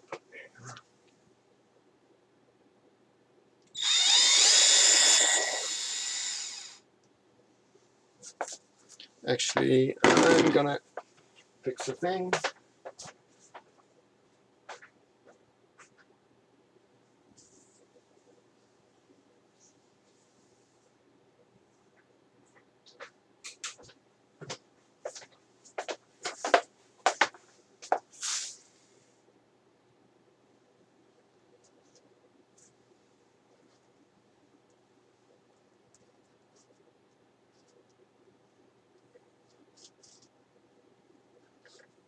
Right, in my head that felt like a good idea. Wet cloth, you put it on, all the dust stays on the wet cloth. It did not.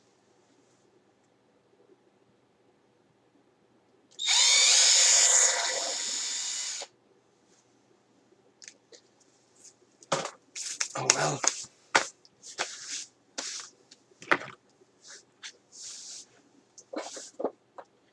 It was worth a try.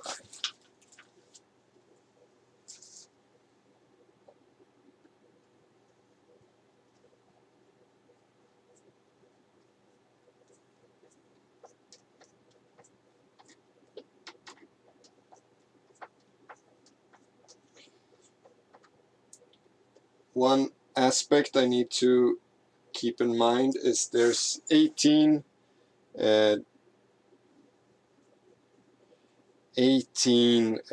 power connectors on each row, so I can't have more than 18 modules taking power. in each row.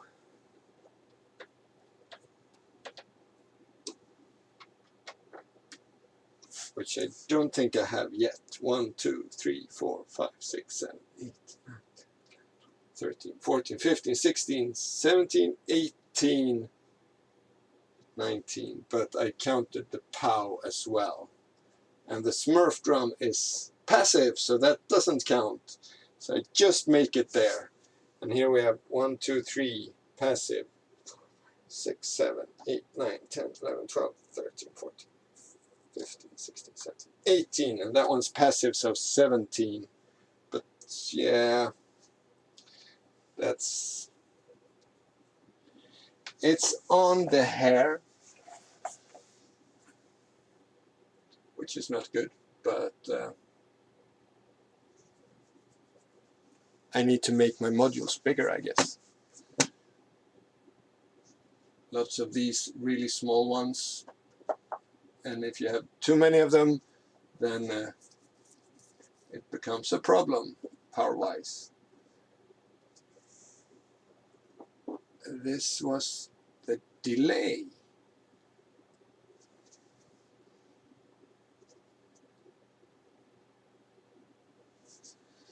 Does that work? Do I want to know if this one works. So I need to use this one again.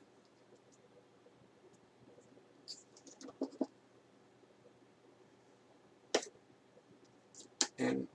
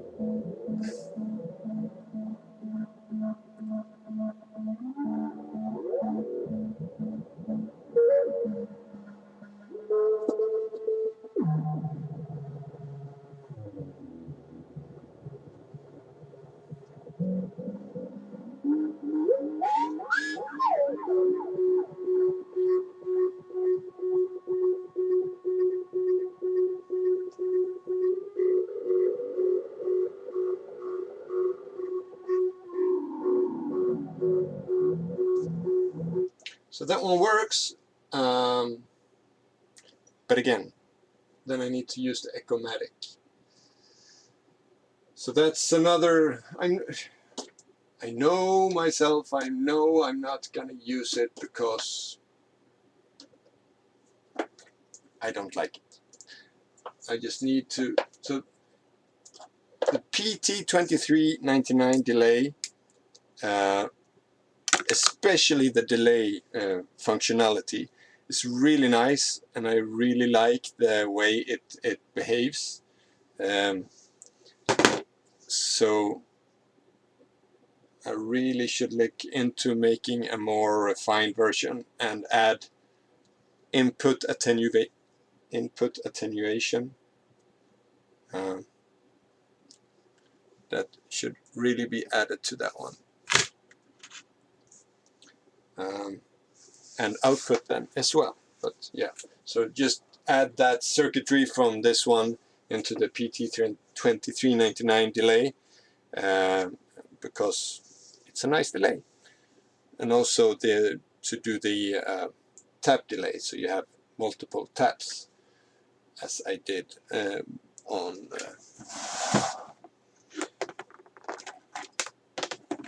think this one. Yeah, so this one where I did 2 taps separate from each other, and yeah, it's nice. Lots of PT2399s. That's just a second.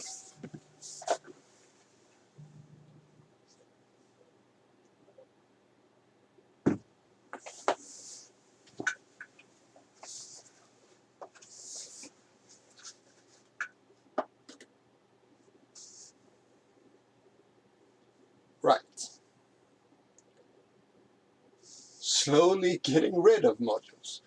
This one does not have the correct power, but it's a really fun module.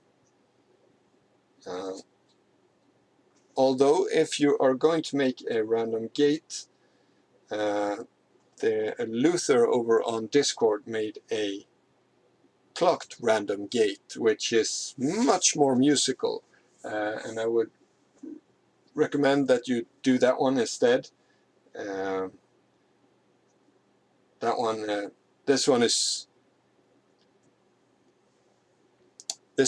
its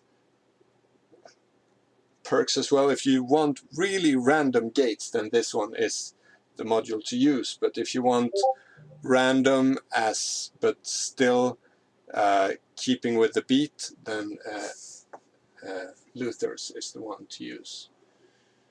I'm just gonna leave that in here for now. There. And this one's also, these really need to be fixed.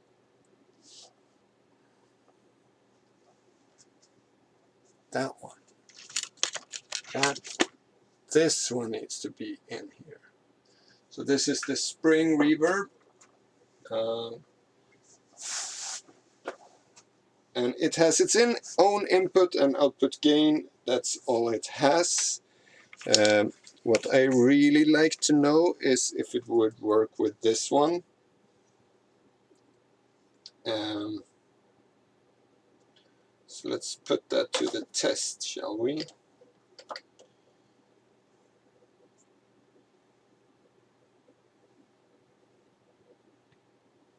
White is output, gray is input. All right.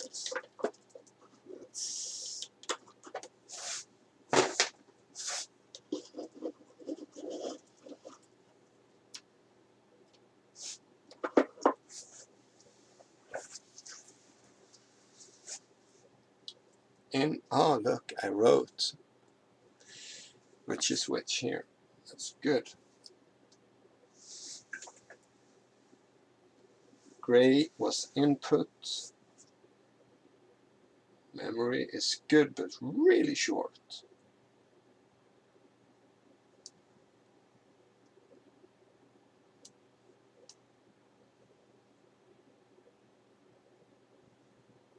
These were small cables. Very difficult to hit them with it.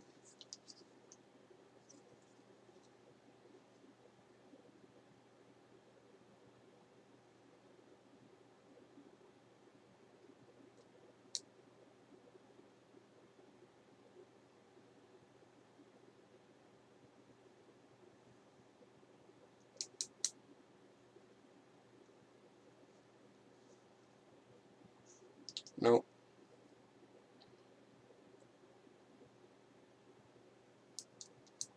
It's not enough material.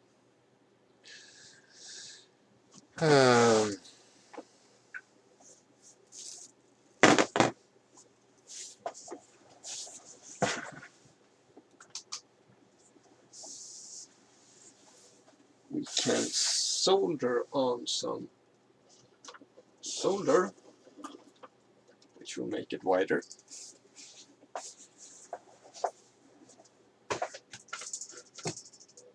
So I'm just going to do that quickly.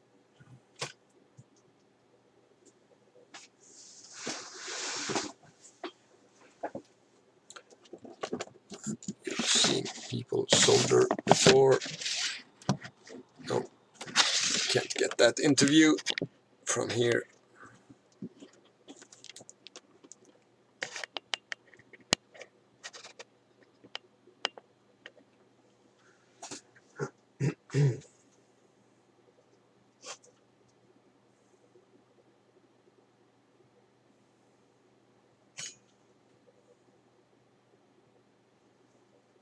You've seen people solder before.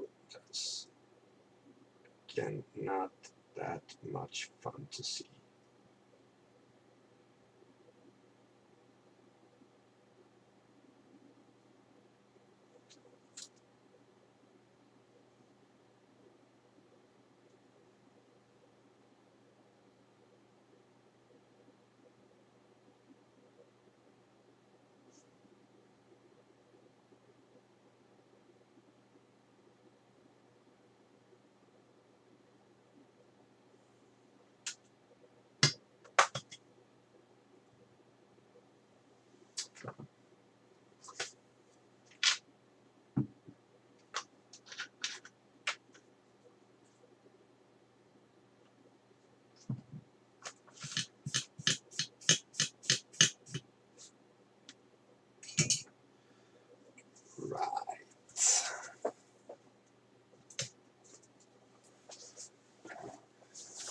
So big blobs of solder on both of them now.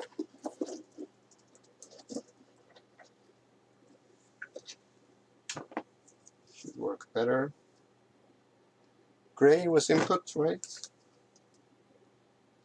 And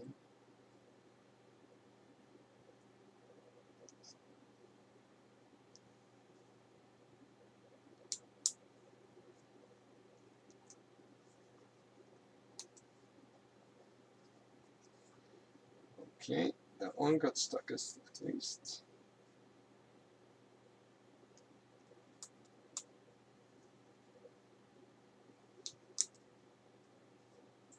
Yep.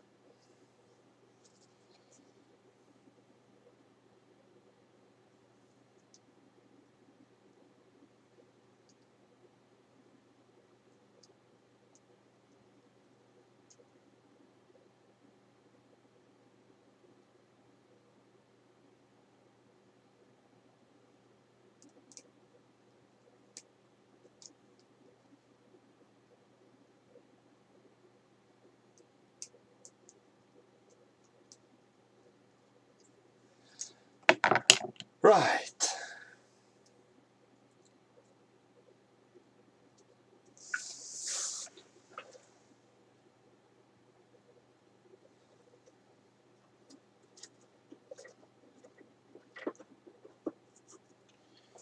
And some inputs and some outputs.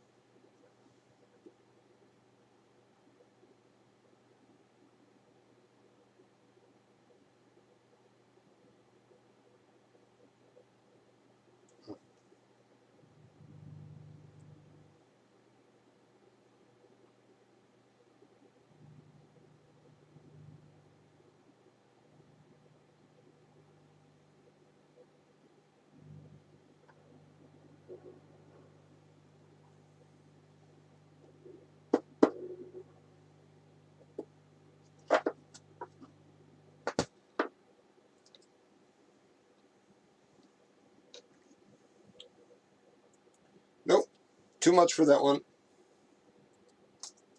Smells bad here. Okay.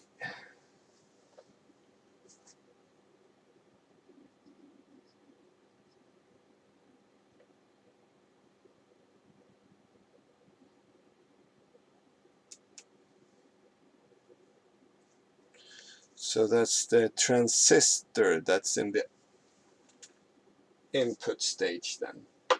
So yeah.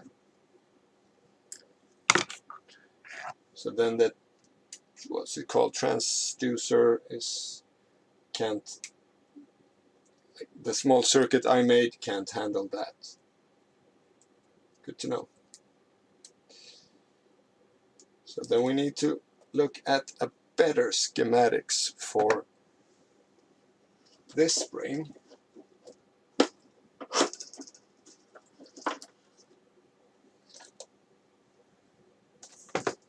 And I'll just use this spring that I've used before.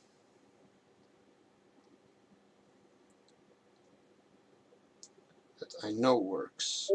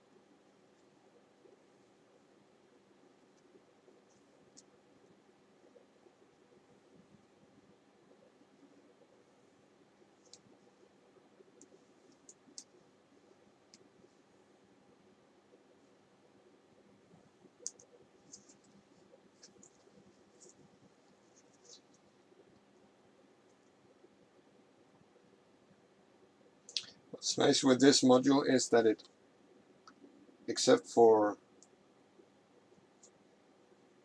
being a spring reverb, it also picks up everything in the vicinity, so kind of an ambient maker.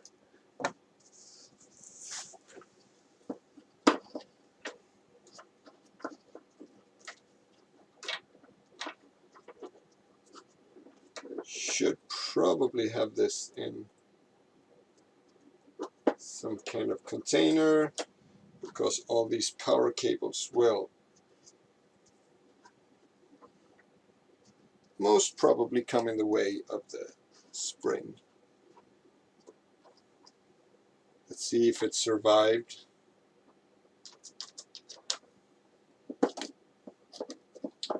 It should have survived.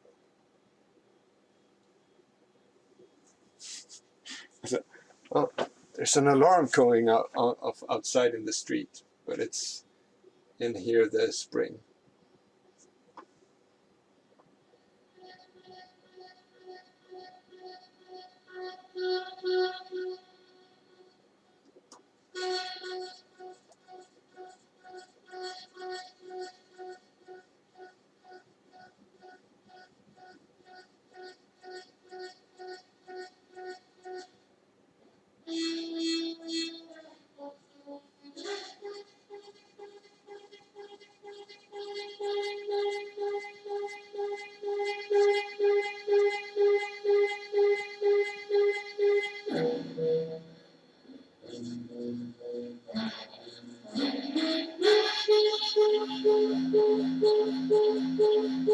Some resonance, self-resonating in the spring.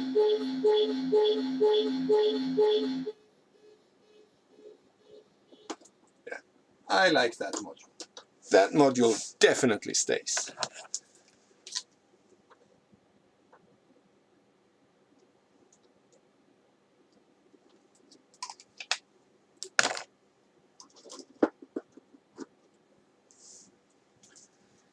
There's one.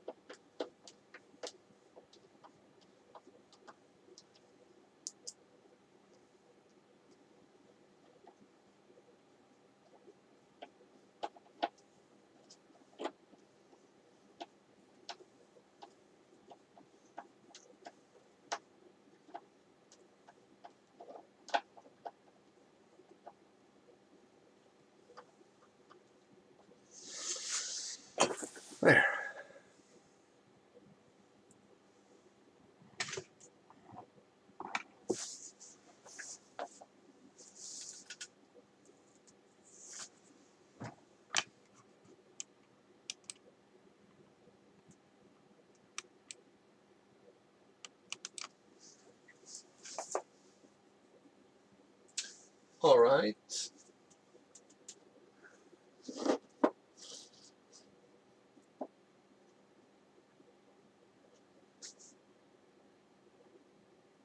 That's our effects section for now.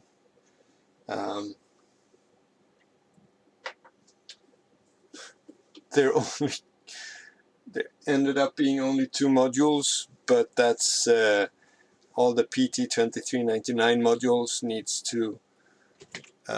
There's 3 modules that needs to be fixed for the PT2399 to work.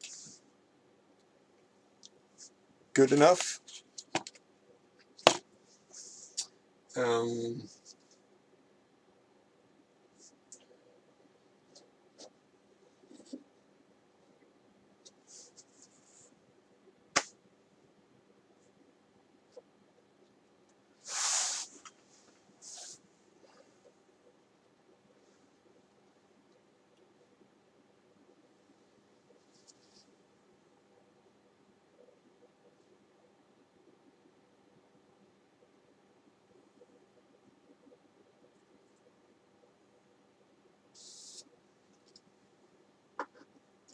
That one.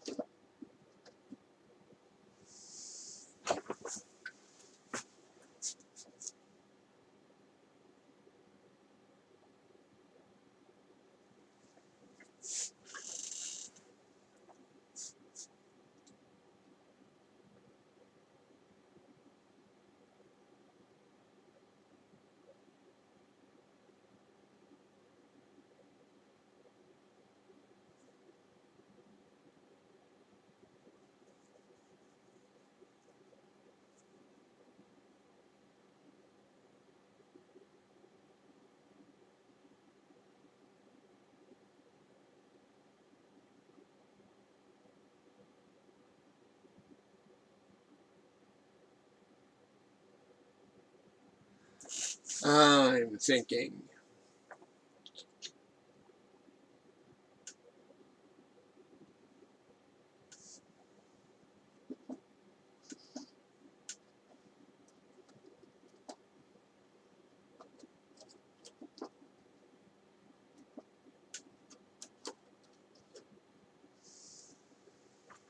The AR section.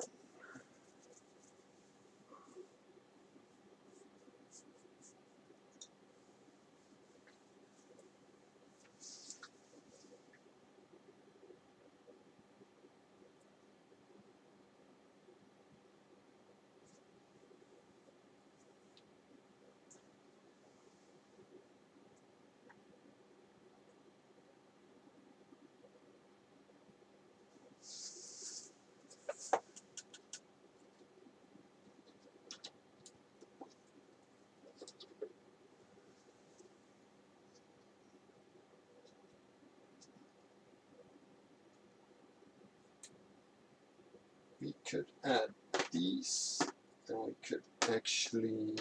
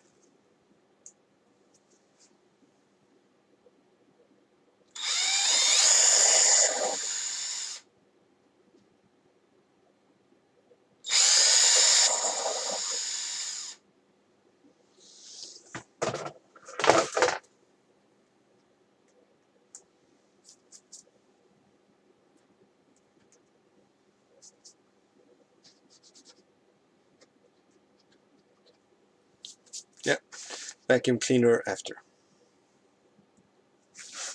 There's the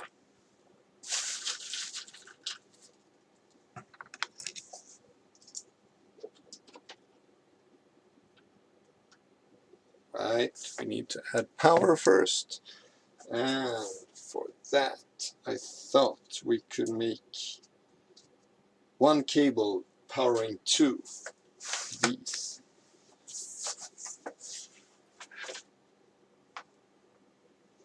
There's a really long one, and if we take one there,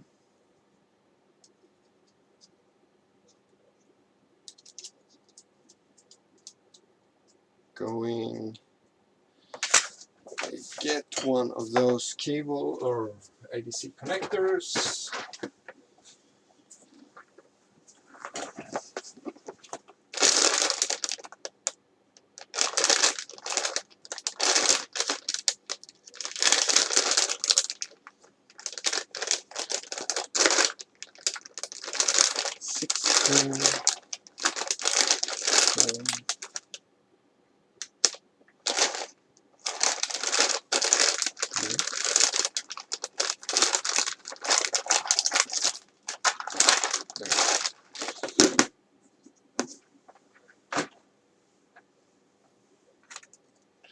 Okay, so I'm thinking like this and like so.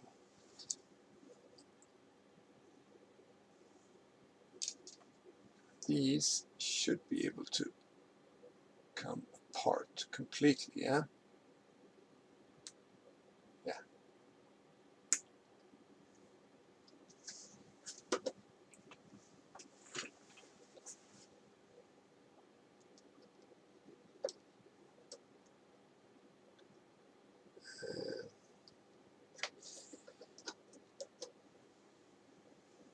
Has to be the wrong way around, otherwise we might break something after the long run.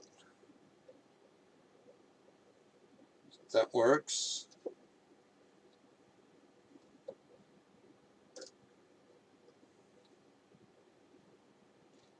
And I need one of these.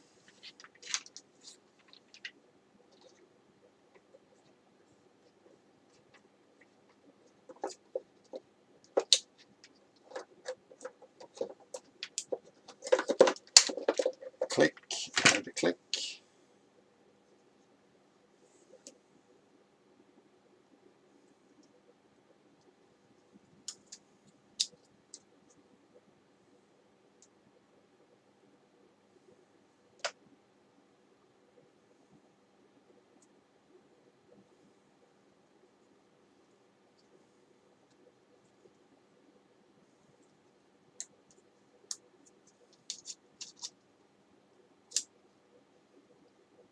So that way we're going around that problem I said we might have with 18 maximum connections. So these two now became one. And we need to remove all these.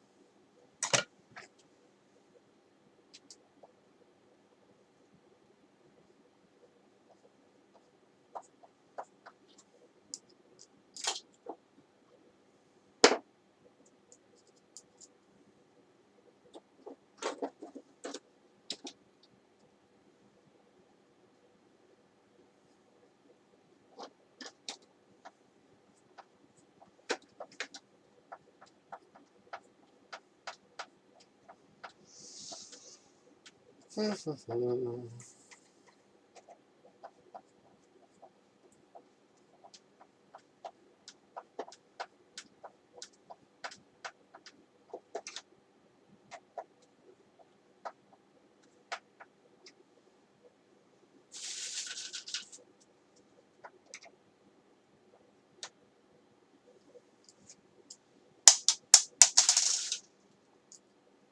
have many screws. I do not care if I miss one.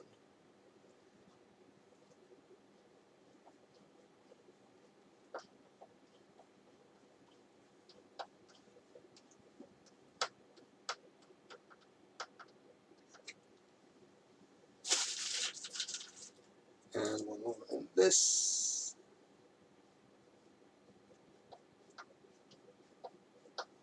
Might be that I should use a bigger drill, because I get some splintering here.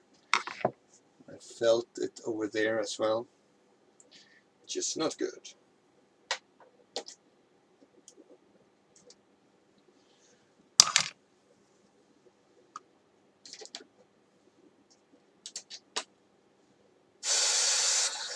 Noise. Not working. Blue. White. Pink. Red. Yes. Favorite kind of noise. Red.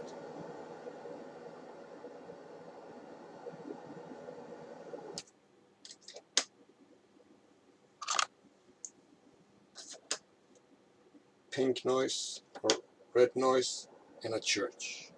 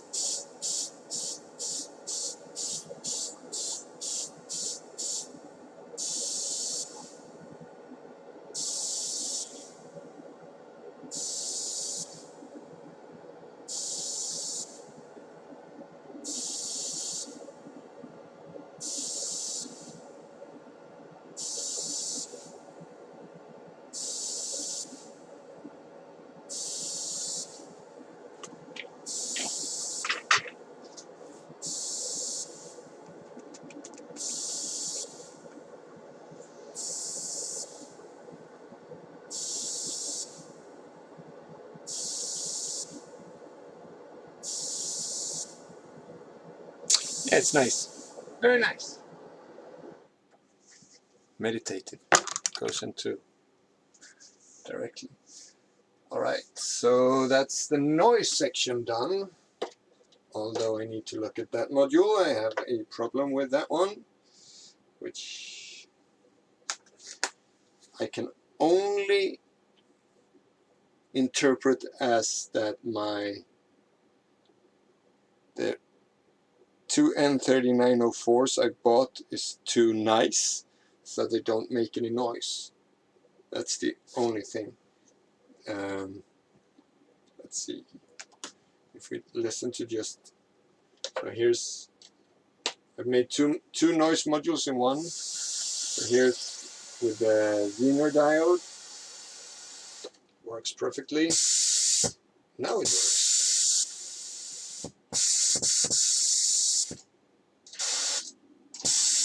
Why does it work now? Alright. So now it works. So there. And now it doesn't work. See? Why?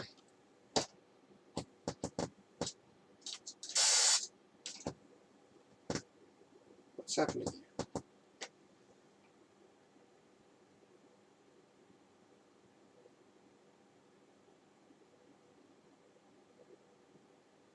But anyway, so they're two white noises, even though their characteristics is quite different.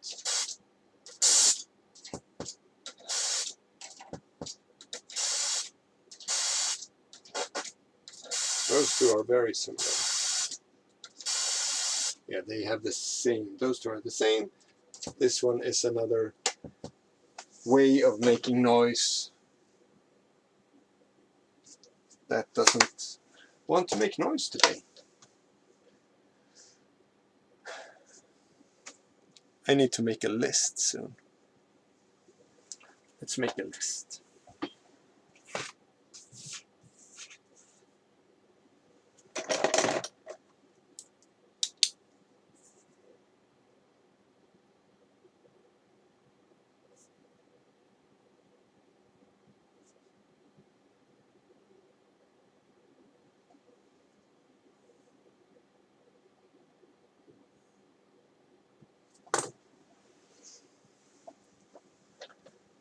Is it working now?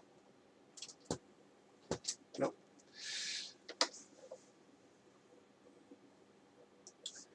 Then we have the drum section.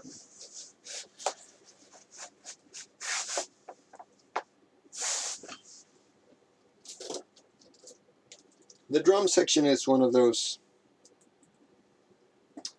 I made these, and some is really cool, some I would really like to remake better.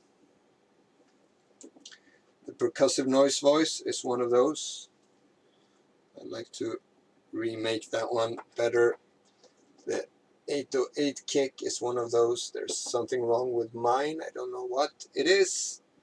The DS7 really like, and the XOR bell I really like. And I should actually put them here, because they are fine. I don't want to do anything about them.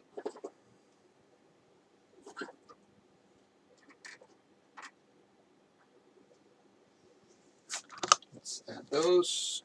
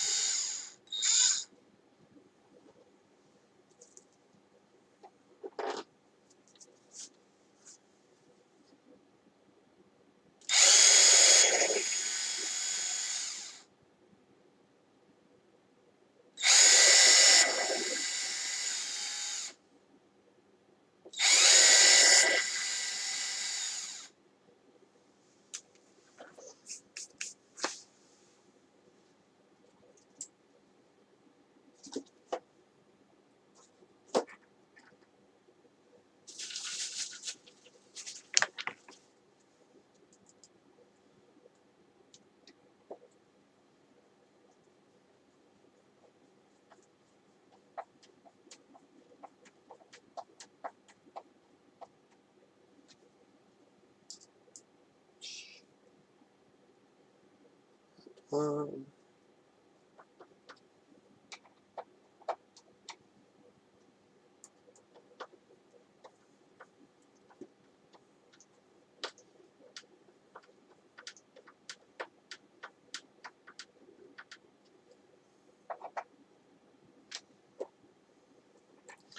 Some of these are really precise.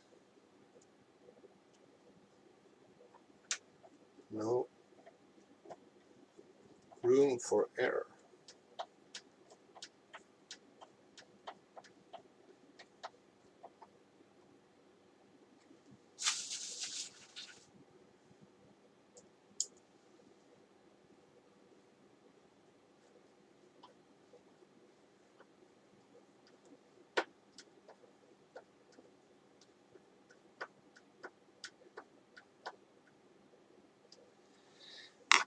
All right.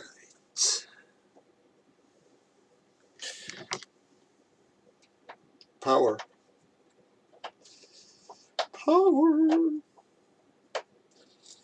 Well, it will be easier to screw in the next time.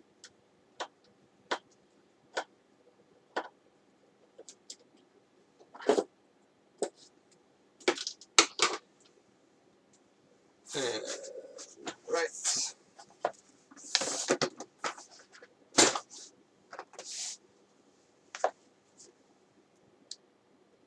And wide one.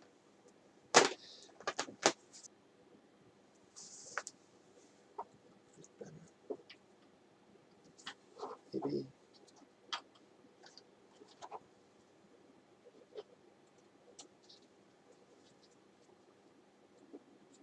Ah.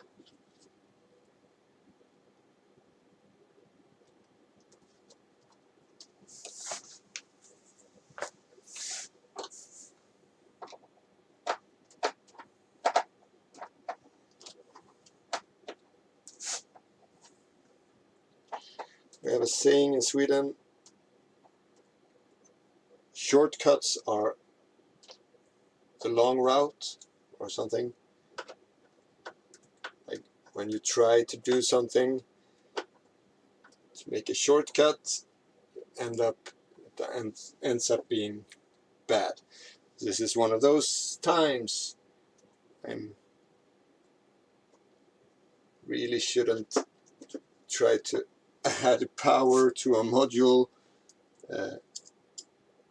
without taking it out, because there's the risk of me missing. It didn't have the connector didn't have the jacket, so it was possible to add it in the wrong way, which could end up destroying the whole module, which I don't want that.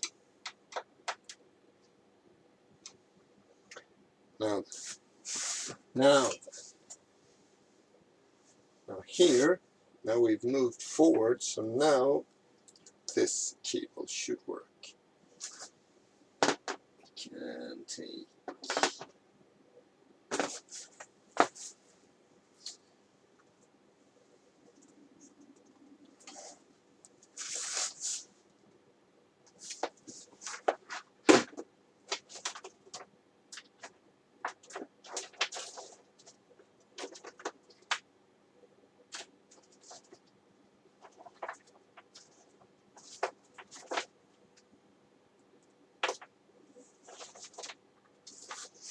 nope. Let's get this one.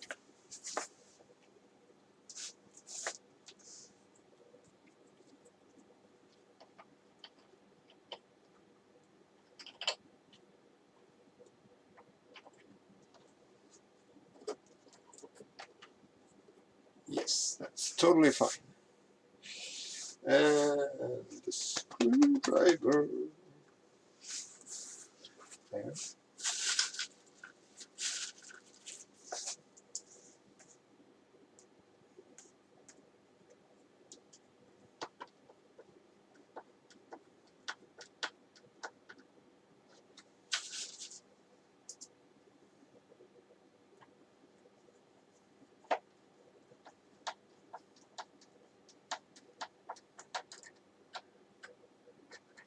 this module would work with another set of screws, but hey.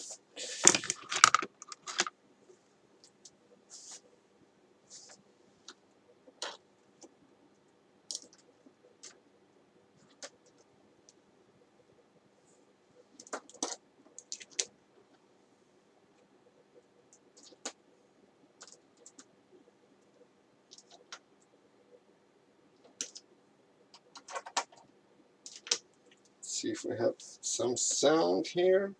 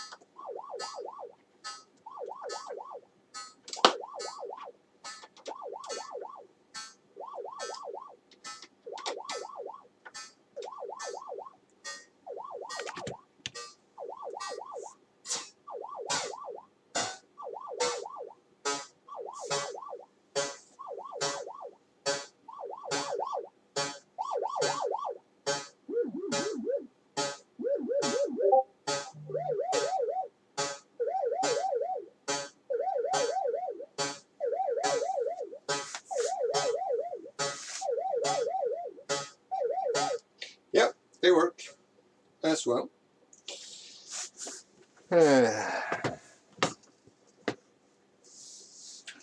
More drums then.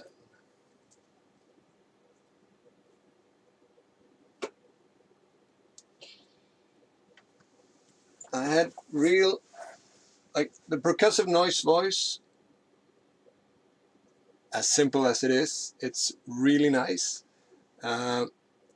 But I had trouble with some of the signals not triggering, and it had some really weird stuff happening. So that's a hi-hat module is on my to-do list, and I'm unsure if I want to have this in because I don't know if it works.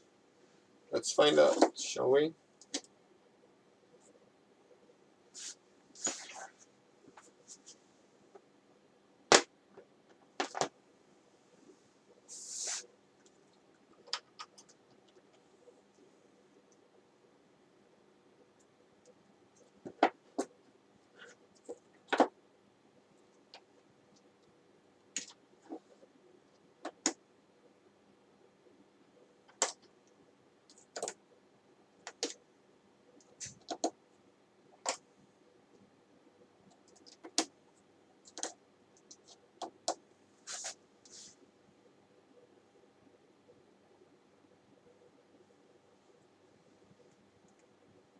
So it doesn't work with, at least with these signals, and that could be that something has happened with the module.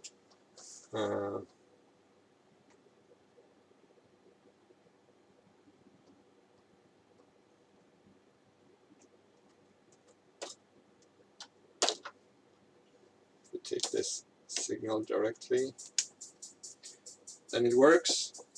But this is a, like the 4106 is really hot signals, so I need to make this one handle lower signals.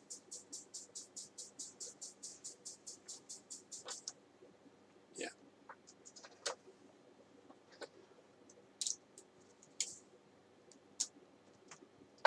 That one has to be on my short list, I guess. Really need a hi-hat module.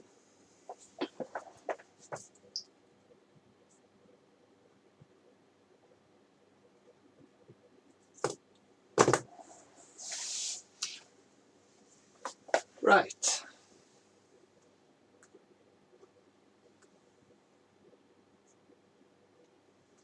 We continue on. Another module that sometimes gives me grief and sometimes it's totally fine.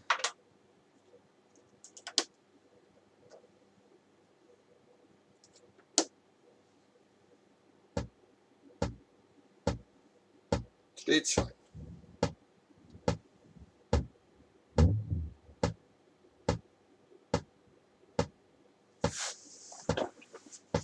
Although that one sounds a bit like there's a special kind of scratchy sound that comes to in the pots when there's a problem with a grounding issue or a short circuit issue. It has happened in a few modules, and you hear it on the pot that, like, it's totally quiet when you don't touch the pot, but when you touch the pot, there's kind of a noise in the background, which usually shows that there's a problem with the circuit. It can work totally fine, but somewhere in the circuit there's something that isn't completely as it should be, which could lead to power problems and stuff like that. And I think that this module has trouble when the power gets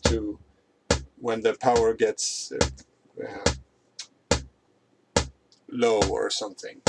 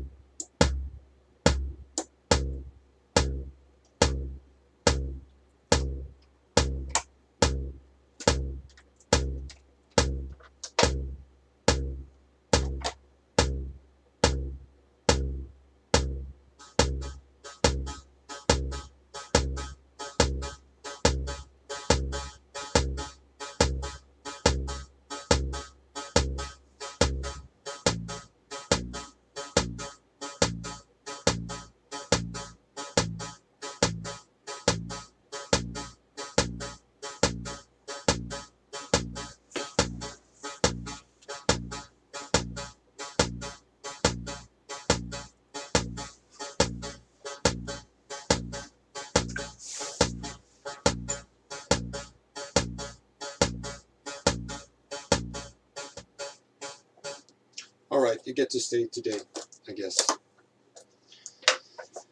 It's your lucky day, you get to stay.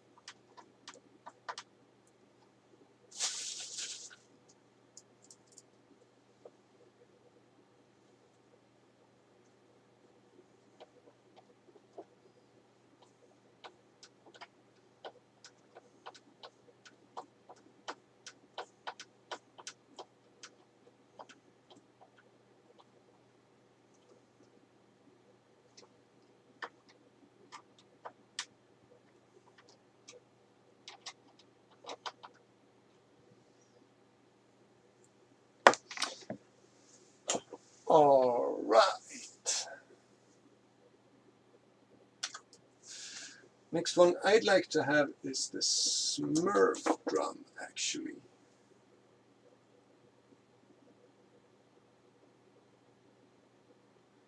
Because that's a fun little module.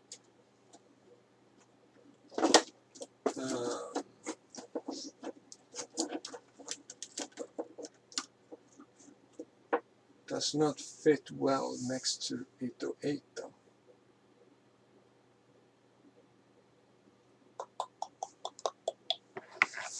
It's a passive one, so it doesn't need power. But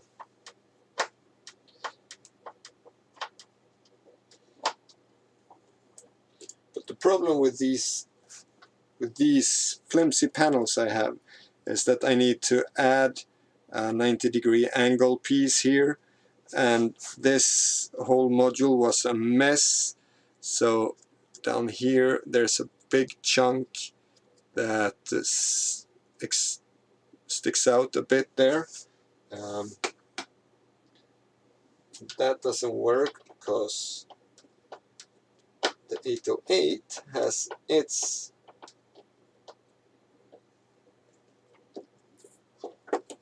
uh, 90-degree on that side, so those two are against each other. Now the XOR bell doesn't have that problem. I think that one is in the middle on that one, so we solved it by putting the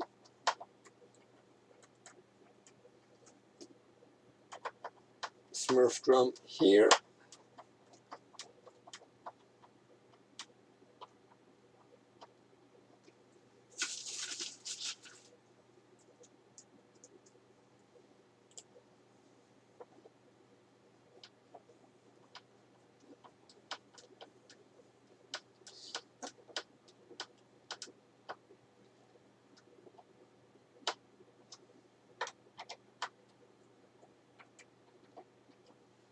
There.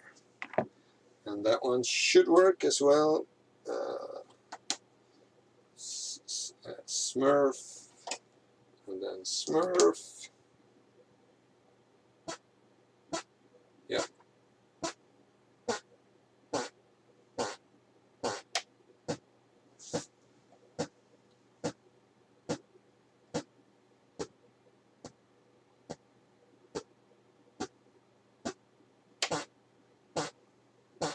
Yeah.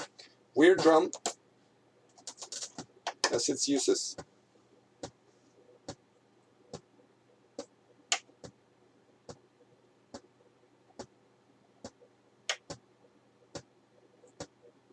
And bass drumish is just a clicky sound.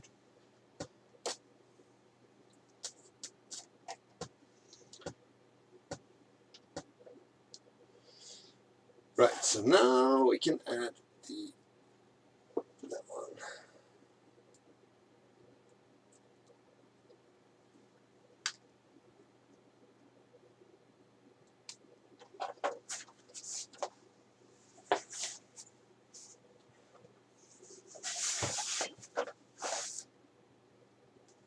Hot glue mess. That happens also sometimes when you create things with hot glue.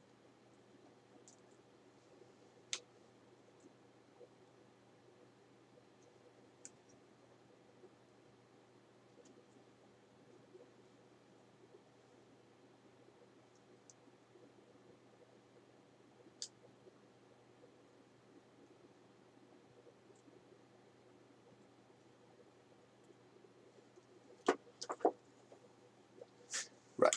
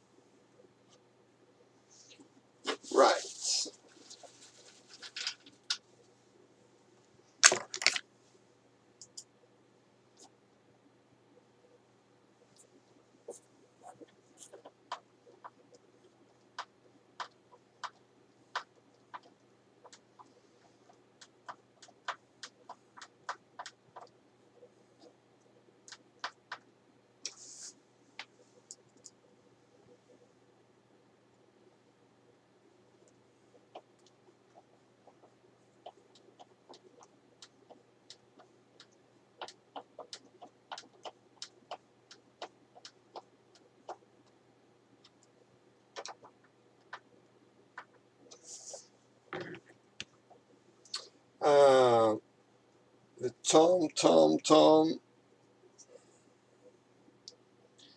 is too thin. It's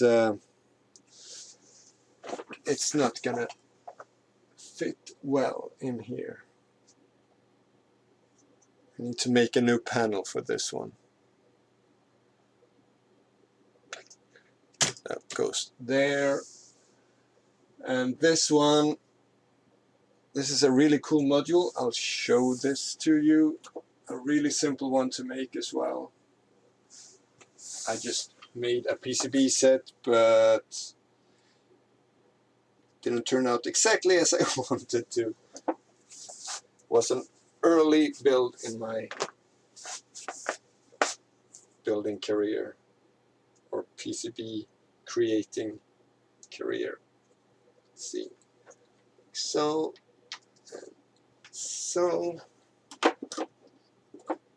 this is one of the, this is Jan Ostman's paper face modules. You can find them at Internet Archives, because his site doesn't exist anymore. But yeah, let's see. I have no idea which is which here though. So I'm quite certain that one is output. Now one of them is a gate input. Not that one. Not that one.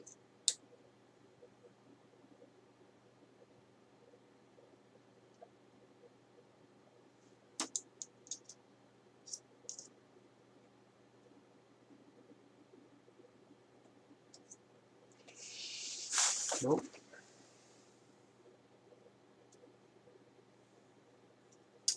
No. This system. That's the output.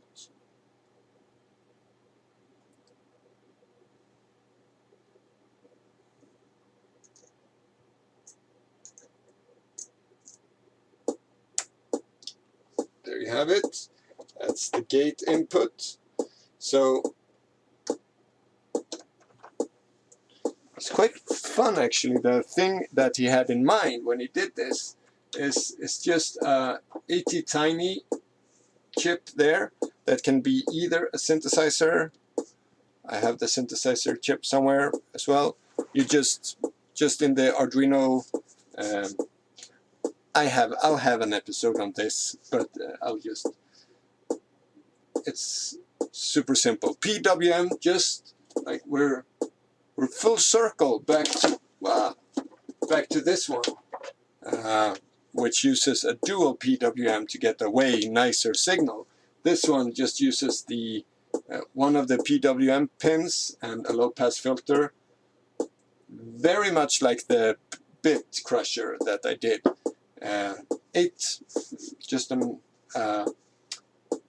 So you get an 8-bit sample.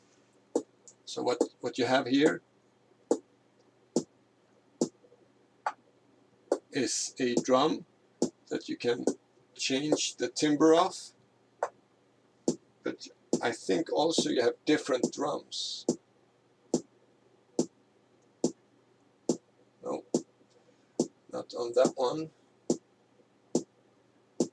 And we might need a CV source, actually.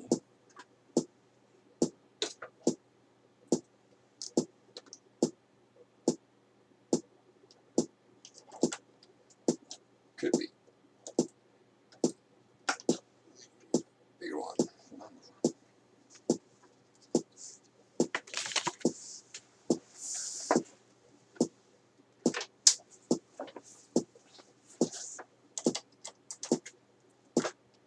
So I have 50 centimeter cables now. I realize I need to buy 1 meter cables as well, because now in my other rack I could almost get from edge to edge, from the top to the bottom. I can't do that anymore, so need to fix that.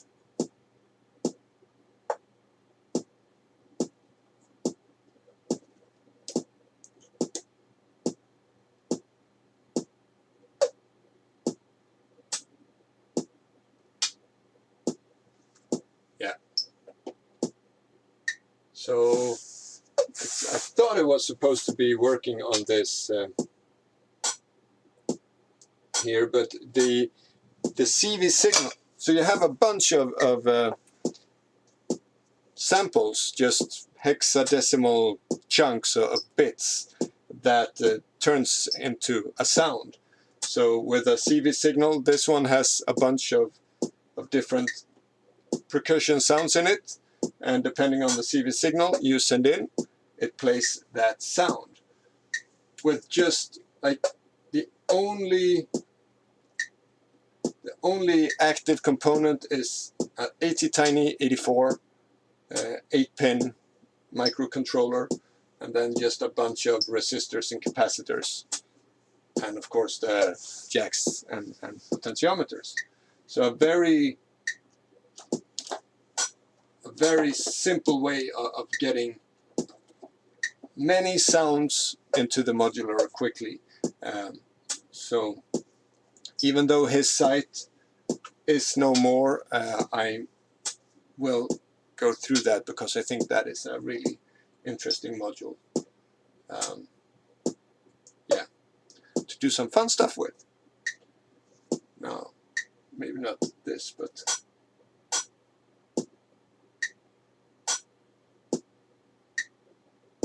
and if we speed this up, we get a full little drum solo here.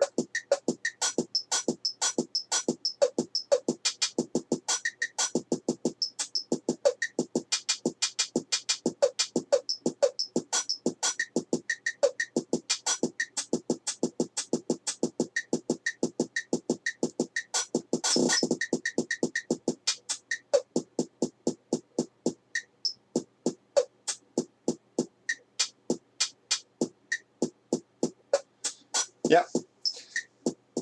And since we've come full circle back to the peaks which we started with, I'm going to end this now. I have a lot of work ahead of me. We got the drum section up, we got the logic section up, and the mixing and effects section. So at least 3 sections we are finished with. That's good. But I need to go and eat and stuff like that. Human things. Yeah, there comes a build video on this. The video for the POW are finished, so hopefully I can send that out tonight, maybe. Yeah, and I'll get back when I'm finished with this one. Thanks for stopping by, everyone. Bye. Well, let's see, are there any questions?